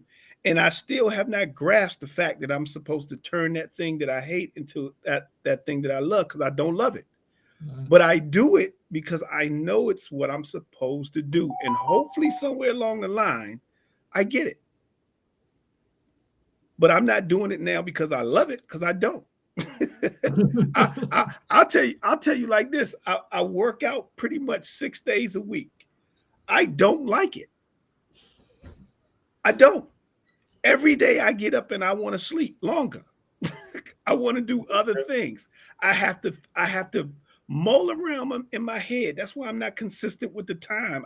It's usually somewhere around the same time, but I fight my mind for about 15 to 20 minutes, pick up my phone, do all kinds of other stuff, and I'm just trying not to do it. But in the end, I tell myself, you're wasting time. You just need to go ahead and get up and do it again. And after I do it, I feel good. But guess what? Tomorrow it's the same stupid struggle. That's how I feel about work. Yeah, I hear you. That's how almost everybody feels. Oh, Yeah. But I do it because I know it's right and it's going to be better for me to do it. That's all. So I think some of these motivational speakers, even pastors or priests, they always make it sound like doing what's right or good will always feel good. And you'll just be like so motivated and psyched to go do it. Try forgiving somebody who didn't even apologize for what they did. Heck, be real. You get a nice big, year-end bonus check and go pay tithe on it and tell me how good it feels. It doesn't feel good. But I mean, worse yet, it don't feel good if you know the people and them misusing the money and using it to buy the Rolls Royce, right?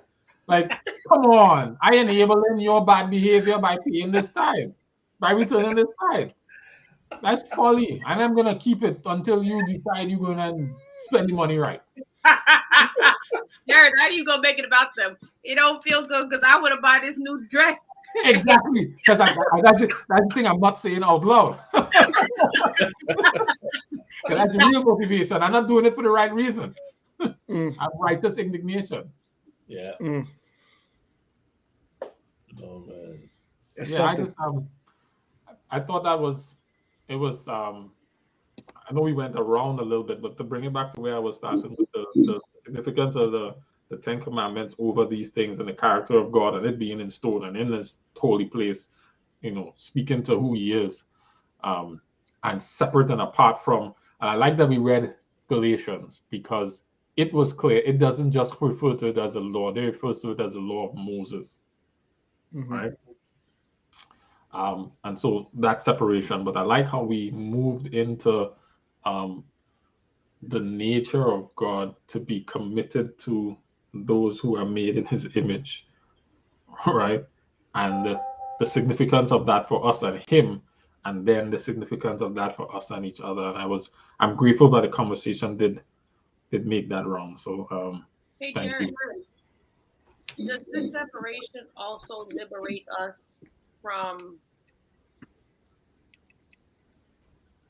confusing the societal laws of then with the laws that we keep now? I just need to say that out loud for those in the back. Yes. Yeah. I think a part of it, as I think this is what Jerry was hinting to. When I read it all together in here, I perceive it as it was written in here and then given, right? I don't realize that this is a retrospective look at what was happening, and what was happening was they had these 10 things and then these laws to guide their lives, and they did not see them as the same. So why do we and then burden ourselves on top of that and then make them all spiritual, right? And then make them all spiritual. I mean, some of them had spiritual elements, and that's why we refer to them as ceremonial laws, And when you violated the civil laws, it did affect your standing with God because you had to do the atonement and whatnot.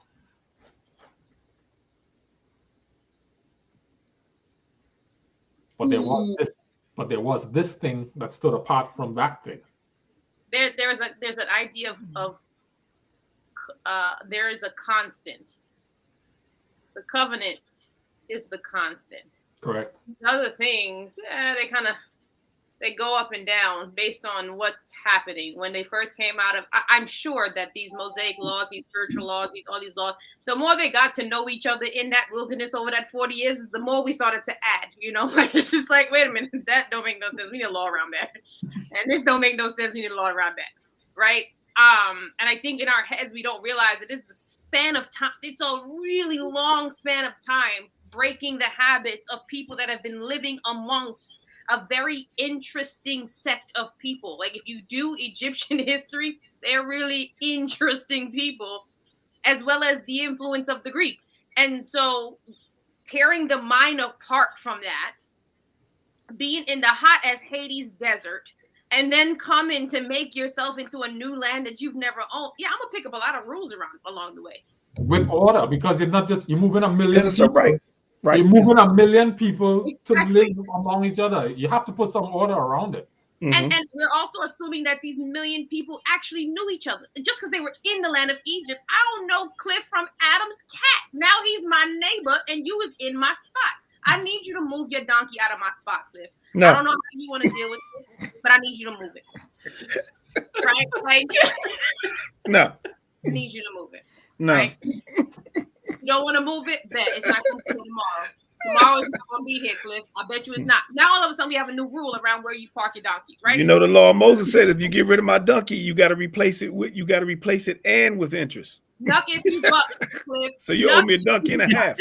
Right? Nuck if you buck. Now all of a sudden we in front of Moses and we like, yo, Cliff won't move it. Cliff's like, she moved my stuff. Well, I wouldn't have to move it if you ain't have to move it. Sure, he would roll up and see some sort of donkey stew or something, right? I'd be like, this tastes good. What is it? It's chicken. It's chicken. Right? And so to your point, Eric, now you have law. All right? Like, law. Like, it didn't just come out the clear blue sky. Like, I mean, this is the real one. I used to fight my mother on this one. Women, when they're together long enough, their cycles start to be in sync. Imagine having all those women, and after that first 28-day cycle, hello, I don't have to go outside the city gates. This isn't going to work. Oh no. Law. Like, y'all gotta go. They actually wasn't law for that. They probably have very Yes, it was. Sleep outside. That's what she said. That's what she said. That's what she said. Right? Like, and so people don't, when you ground it like that, people don't realize, like, yo, this stuff pops up just because of active living. Like, they're just trying to live. So should I now not show up to church because I'm on my cycle? I ain't dealing with you on that one. What I'm That's what you are confined for that week. I know there you go. To serve in church and do praise and worship and thing, and stewardship leader and all that thing, but you are confined for that week. Yes. Excuse me. Let me go. Right. That's what God said. I didn't say that. We're making jest of some of this, but my point is to just kind of ground the idea that I can move myself from not attending church that Saturday on my cycle, but I can't remove myself from adultery, and I can't remove myself from not killing, and I can't remove myself from understanding that I cannot be a God. I have to serve you. Like, constants. Like, and once you think about the things that are consistent, I think it's easier for us to be like, okay. Mm-hmm. Yeah, I think that to your point, Sharika, the significance of its location in the sanctuary adds even more significance to it. Like, it was the place where God met them. All those symbolisms. If it is made again according to the image of what's in heaven, or at least pointing to emphasis points, that he put it in the most holy place, in the most holy device, right?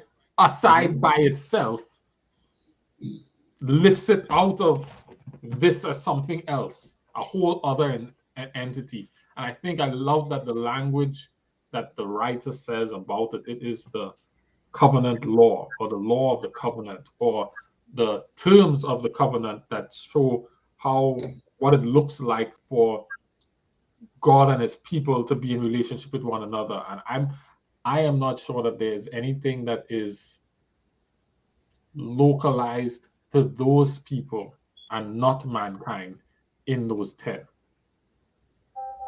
Wait a minute, say it again. Say it again. I don't know that there's anything that's localized to those people, the physical descendants of Abraham, Isaac, and Jacob, that are not true for all people everywhere. Okay. Even the one about the Sabbath. Jared, you asking people to turn off your internet. I mean, I just reading what I think I saw. No, yes. If I'm reading it incorrectly, I'd be the first one to say let's talk about it and show me. But Jared, you know, it's funny Everything as that you applies to them applies to all of us. Is that what you said? was that? essentially. So are you saying everything that was said to them applies to all of us? Is that what No, you I was just talking about the thing that God wrote in stone and put in the box. Gotcha. Okay. No, but Was Jared, the it's ark? funny. Sorry, even with the Sabbath, I'll see if I find the article. Johns Hopkins had done some research and they found that naturally your brain, your physiology, brain, emotions, everything take a downturn right around sunset on Friday. Now, and there's a moderate amount of dopamine release. Now, what most people interpret that as is TGIF, let's go party. But it's actually your brain and body acclimatizing itself for the rest that you were designed to take during this period. We just assume, oh, well, if I'm feeling all relaxed and loose and whatnot, it's for me to go hang with the guys at the bar till 3 in the morning, right? What we call that? Enabling bad behavior. It's rest. It's rest, Jared. Rest.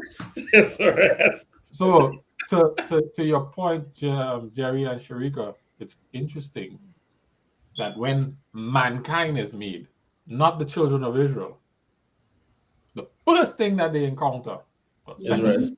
Second thing, because they were made on the 6th day in time for In time. Yeah. in time for the 7th day.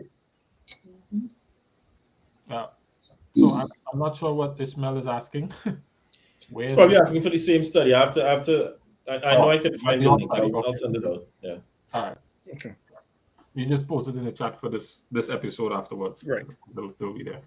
All right, cool. So yeah, I just thought that was interesting, and that the commandment just says, "Remember that day." Mm-hmm.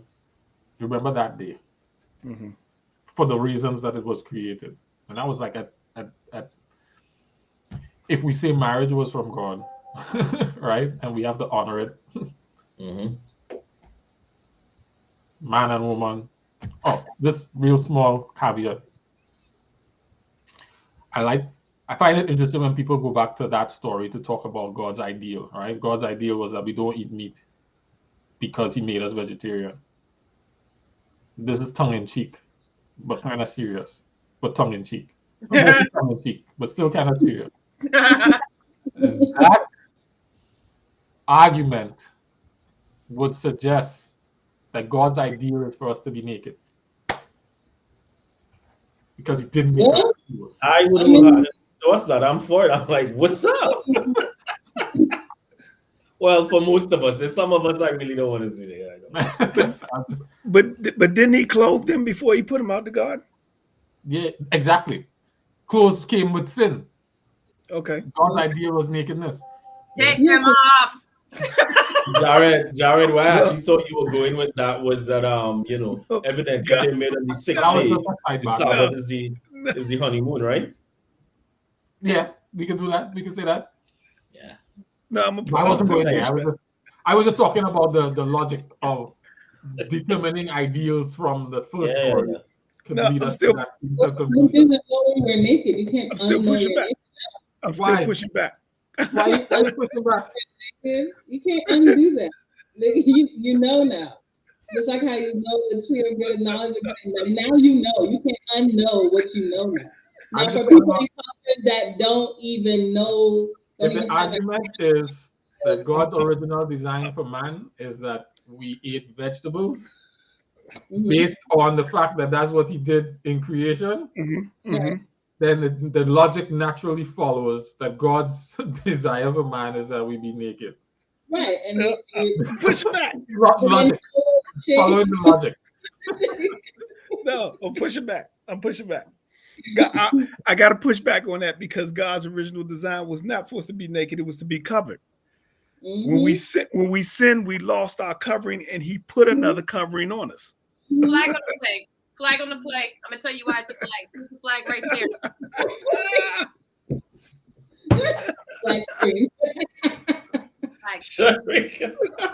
You a mess. You a mess, girl. I'm with Jared because that takes away the power of Eve's influence in her nudity. Oh, here we go. The power of the, yes. I told you. I knew it. That's why I said it, Sharif. I ain't messing with you. You get the flag. You got the flag.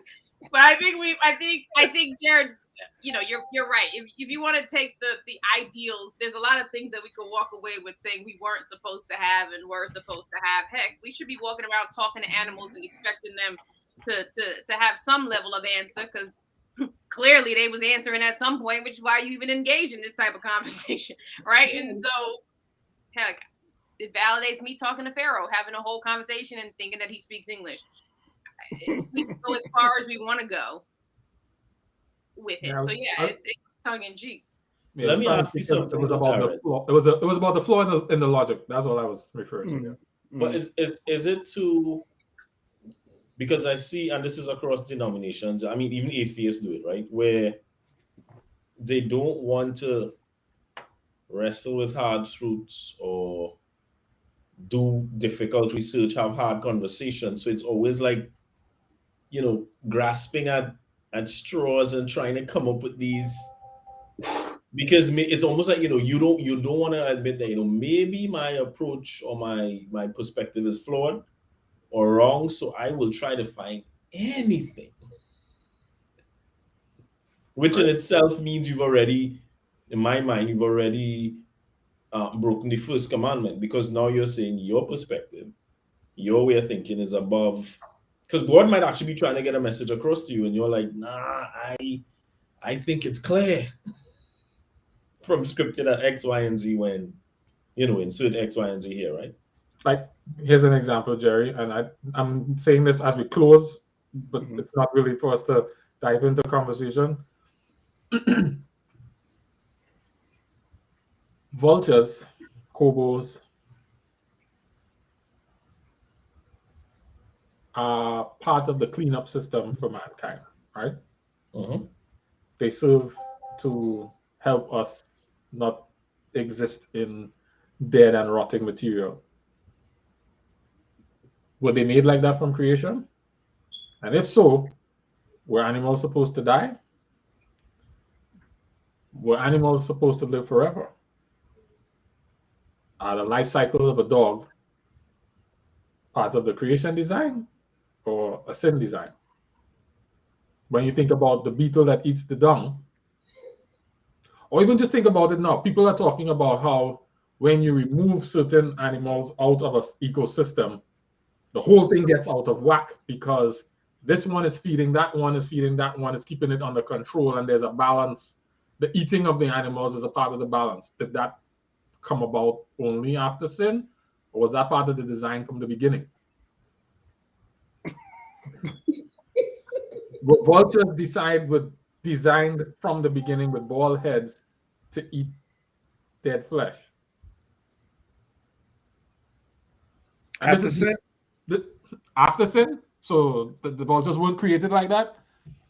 That wasn't an intentional design by God? No, if you're saying that they existed before sin, no. Okay. Because there was no eating of others before sin. So that logic would say that elephants, dogs, cats, no, but all of these things were supposed to live forever. No, I should say, Cliff, there's no written evidence of this. That doesn't mean that it didn't happen. I ain't messing with you.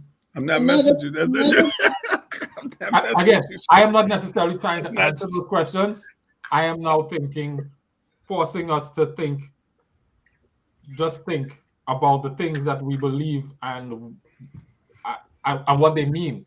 Because if we believe, and I'm just talking from a thought perspective, not to necessarily answer the question. If we believe God created everything intentionally with design, what does that mean for things like this? And animals didn't sin. I'm with you, Jared. If you want to think about it, if you said in Genesis that he created signs to mark seasons, if we look at fall, winter, those are supposed to be like things dying.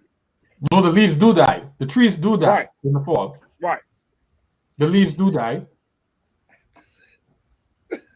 No, it can't be sin, Cliff, if the seasons were created even before sin. It can't be sin causing the cycle of winter and the effects of winter. Because even if the tree itself doesn't die, the leaves do. The leaves die.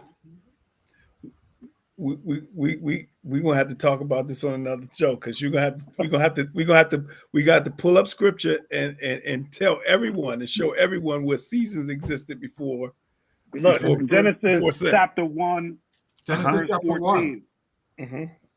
Verse 14. I'll read it right now. Then God said, "Let lights appear in the sky to separate the day from the night. Let them be signs to mark the seasons, days, and years."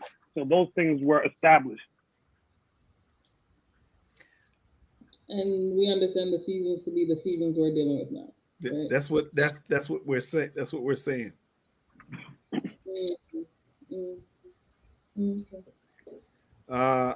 Mine says, and Elohim said, "Let there be lights in the expanse of the heavens to divide the day from the night, and let them be for signs and for appointed feasts and for days and years." I don't have seasons. I have appointed feasts. Let's see what it says. That's Genesis what? 1:14.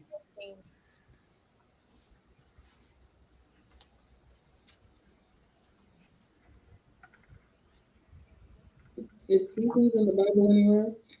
We about to go to Strong's, I think, and find out what the original. It says appointed time, assembly, and it's used consistently to mean assemblies or congregations. It's used of feasts, but it's appointed times. So not seasons as we know it. No, not seasons as we know it.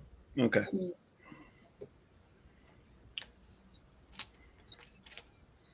So then that would be a different. That's now we're going in a different direction.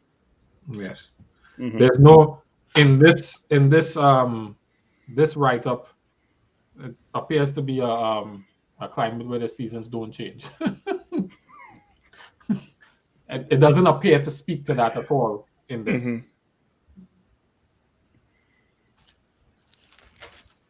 Because death wasn't introduced until sin. The death of man. The death of man, not the death of anything else. The death of man wasn't introduced until sin.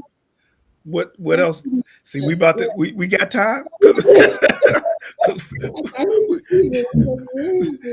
you can't say that and not show that scripture with this. So there was something else that died before man. You can't say that it's true without showing the scripture either. Like the data can prove it anyway. Yeah, the data doesn't prove it either way. And the only reference to death is death of human beings. The man was told if he does wrong, he will die. Right. It does not suggest here that the animals on the ground were meant to live forever. It also doesn't suggest that the animals sinned, and so therefore they were subject to the same death of the humans. Due to Adam, we're gonna have to talk about this because we about to go for at least another 30 minutes, 40 minutes on this. I know that we about to pull out some scriptures and everything on this. And the death of humans came because they no longer had access to the tree of life. Humans, had they had continued access to the tree of life, would have lived forever in sin. Mm-hmm. That's why it took Adam a whole 900 years to die. Mm-hmm. So the life that humans experienced and the death that they experience, the death is just no longer having access to life. You don't see the animals having access to that life at all. Yeah, they No, got kicked out too. the animals didn't get kicked out. There's no evidence here that the animals got kicked out. Evidence that they got kicked out. I'm not saying that they did or they didn't. I'm just saying there's no evidence. Okay, I was just going. I'm going along. I think what Jared is saying, the entry of sin was not directly correlated to death. The dying of human was the separation from the tree of life, not necessarily because they sinned. Well, yeah, they were separated because they sinned. Yeah. Right, but to your point is, had they not been separated from the tree of life, sin would have existed and we would have continued to live forever. Correct. Correct. Okay. That's what God says in Genesis chapter 3. Yeah, I'm not disagreeing with that. So Right. therefore, sin and death are not directly correlated. There's an indirect correlation, and so the argument that animals decided to die because of sin doesn't, from a 1 + 1 = 2, cannot be proven in the scripture. Correct. Yep. And that's all I'm saying. And Yeah. I'm saying that because when we make certain assumptions, it forces us to think a certain way. And I am saying that when you look at, let's go with the seasons. I know the Bible doesn't speak specifically to the temperate climate seasons. Mm-hmm. I'm listening. You're working this out. No, I'm not working it out. I want to say it the right way so it doesn't get distracted by my words. Right? Okay. Did God create that or not? The seasons that as we know it. Yeah. Absolutely. Wait a minute. So Wait a minute. if he's creating them and he's creating trees that live in a temperate climate, Mm-hmm. or Bermuda grass, Mm-hmm. Bermuda grass goes dormant Mm-hmm. and comes back in the winter. Is that by design or is that sin? Also, Jared, the location of humans, based on what we understand the world to be, they would not have experienced seasons the same way where we are now would. I agree. So That's why I'm asking. The absence of them experiencing it doesn't equal the absence of it actually being created and happening. Good. Which would therefore mean, and again, this is to Jerry's point about us being in one set of thought and considering other things. And I'm just using this illustratively to make the same point, right? Mm-hmm. Which would therefore mean that when a tree sheds its leaf in the winter and the tree doesn't die, but the leaf does, is that of God? Is that designed by God to work that way? Yes. Is it a consequence of sin? Death? Leaves. Is the leaves dying because of the change on the weather designed by God or not? Yes, because the death of the leaf serves a purpose for the ground, which heals and helps the tree. Exactly. Okay. Exactly my point.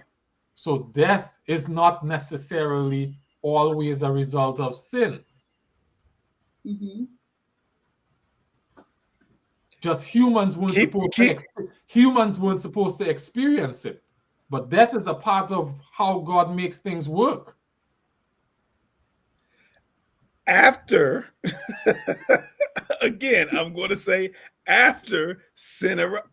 After sin. It can't be after sin, because when the apple drops off from the tree, doesn't it die? Yes, because it's separated from the source. But it's part of the process. The apples don't stay on the tree and live forever. They die. But that's so. But it's not, we're, and it's we're not because of sin. we're assuming I like how we're doing this, but we're taking this logical journey. But we're also assuming that this had to exist in a world where none of this existed. But you're also assuming that it didn't. And what we're trying to say is that I'm the only opposite is also true. Yeah, We don't have biblical evidence to go left or to go right. Right. But I'm assuming that based upon what we know has been a result of this, if we take that and put that in God's world before all of this happened, what purpose would it serve? What purpose would a leaf dying in paradise, and I'm using these terms loosely, a leaf dying in paradise, falling on a ground, what purpose would that serve when God is the source of all? When everything there is being supplied, and the nutrients and everything else is being supplied by God. Water came up out of the ground. One purpose is simply the maintenance of life. Like that would suggest that God has then made things to let them go on their own, to serve their own purpose and their own. Ooh, you're getting deep. You're moving into some other stuff. Let's do another one. Okay. The menstrual cycle of women, or the digestive system of humans. Okay. Is not a cycle of life that God has created? Yes. Good. And does not the flesh and the tissue in the uterus, die? It has to, and shed and go away to be rejuvenated. Correct. I think the issue that we're having here, for example, Cliff, if we weren't meant to die, we were going to reproduce, right? In the idea of reproduction and the maintenance of the humans, the trees and everything would have to go through this cycle of reproduction. The death of the leaves is a cycle of reproduction. Yeah. In the image of the Creator who created. That's just all it is. We weren't meant to experience that piece, but it's a tool in what He uses to create. I don't disagree that it's a tool. We're going to talk about this. We're going to talk about this. We're going to talk about again. This. It wasn't for us to dig into the details of it, right? But to force us. I don't disagree that it's not a tool. Okay. All right. Yeah. All right. Let's pause there and then do the takeaways. So we talked about a whole lot of things today. We went around a wheel, but they all kind of connected back together. So guys, go ahead and let's do our takeaways. And if you're in the chat following along, I know we did make that big spin, but if you're going home with one thing tonight that is significant to you and your relationship with God, or valuable to you in terms of how you relate to Him, see Him, understand Him, we're going to go around and around Robin and share ours, and we're inviting you to do that as well in the chat. All right, so Courtney, I'm going to start with you and then come back to Jerry. Just because you top left. All right.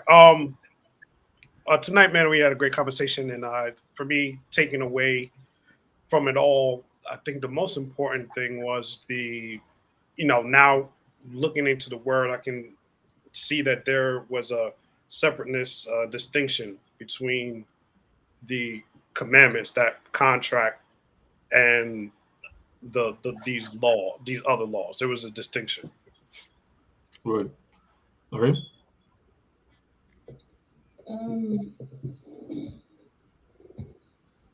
The idea, I guess the sober thought piece, no matter what we were talking about, is the whole, we're His children, regardless of how others perceive us or we perceive ourselves.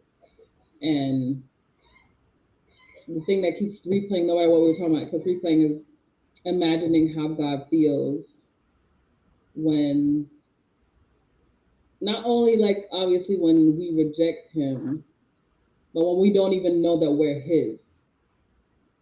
You know, like you don't even know that you belong to a God. That, you know what I mean? Like either you've never been told, it hasn't been revealed to you yet, or you know and you've done whatever it is you feel you've done so badly that you are now not his.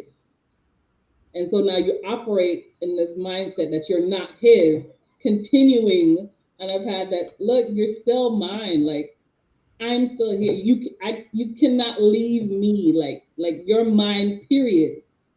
And it's just so, like, I'm imagining like the extreme sadness. Because I'm thinking about my own child, like, if she ever misunderstood me to the point where she feels like I've let her go, and like she's, you know what I mean? Like, I don't know. I was feeling emotional. I was just like, wow, like gotta be rough.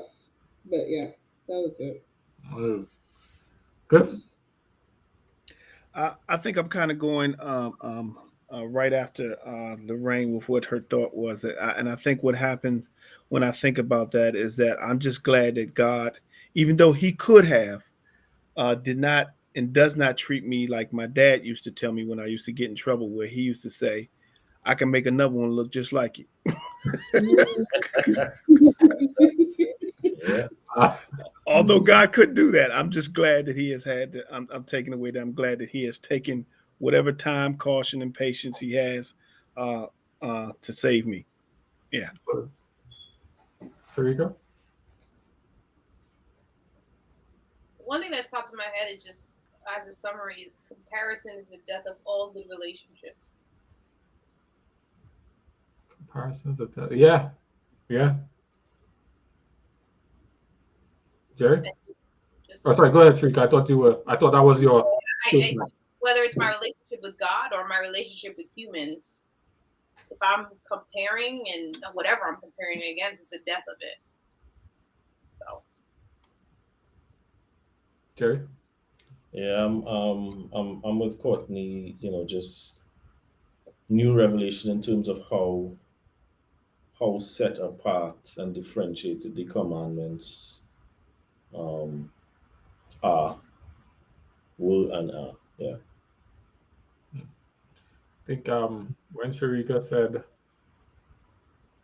when we start to concern ourselves with what other people do or could potentially do as a result of us walking a path that we understand to be right, we attempting to be God. Mm-hmm. Such that it forces us to shift the way that we, to control their behavior, then we attempting to be God. I thought that was profound. I didn't actually see that before because I wrestled with the idea. Yeah, that was my takeaway tonight. I see there's one in the chat. Ismail says, God loves us, and because of this, provided laws for us to abide by. These had a promise attached and a consequence, but all out of love. He's capable of things we cannot fathom, mean or kind, and chooses to address us accordingly. His point of view is greater than ours. He is merciful out of love for all his children, good and bad. Thank you, Ismail. All right. We're on every first and third Friday. This is the third Friday in February, so we're on again on the first Friday in March, which I think is March 7th, if I'm not mistaken.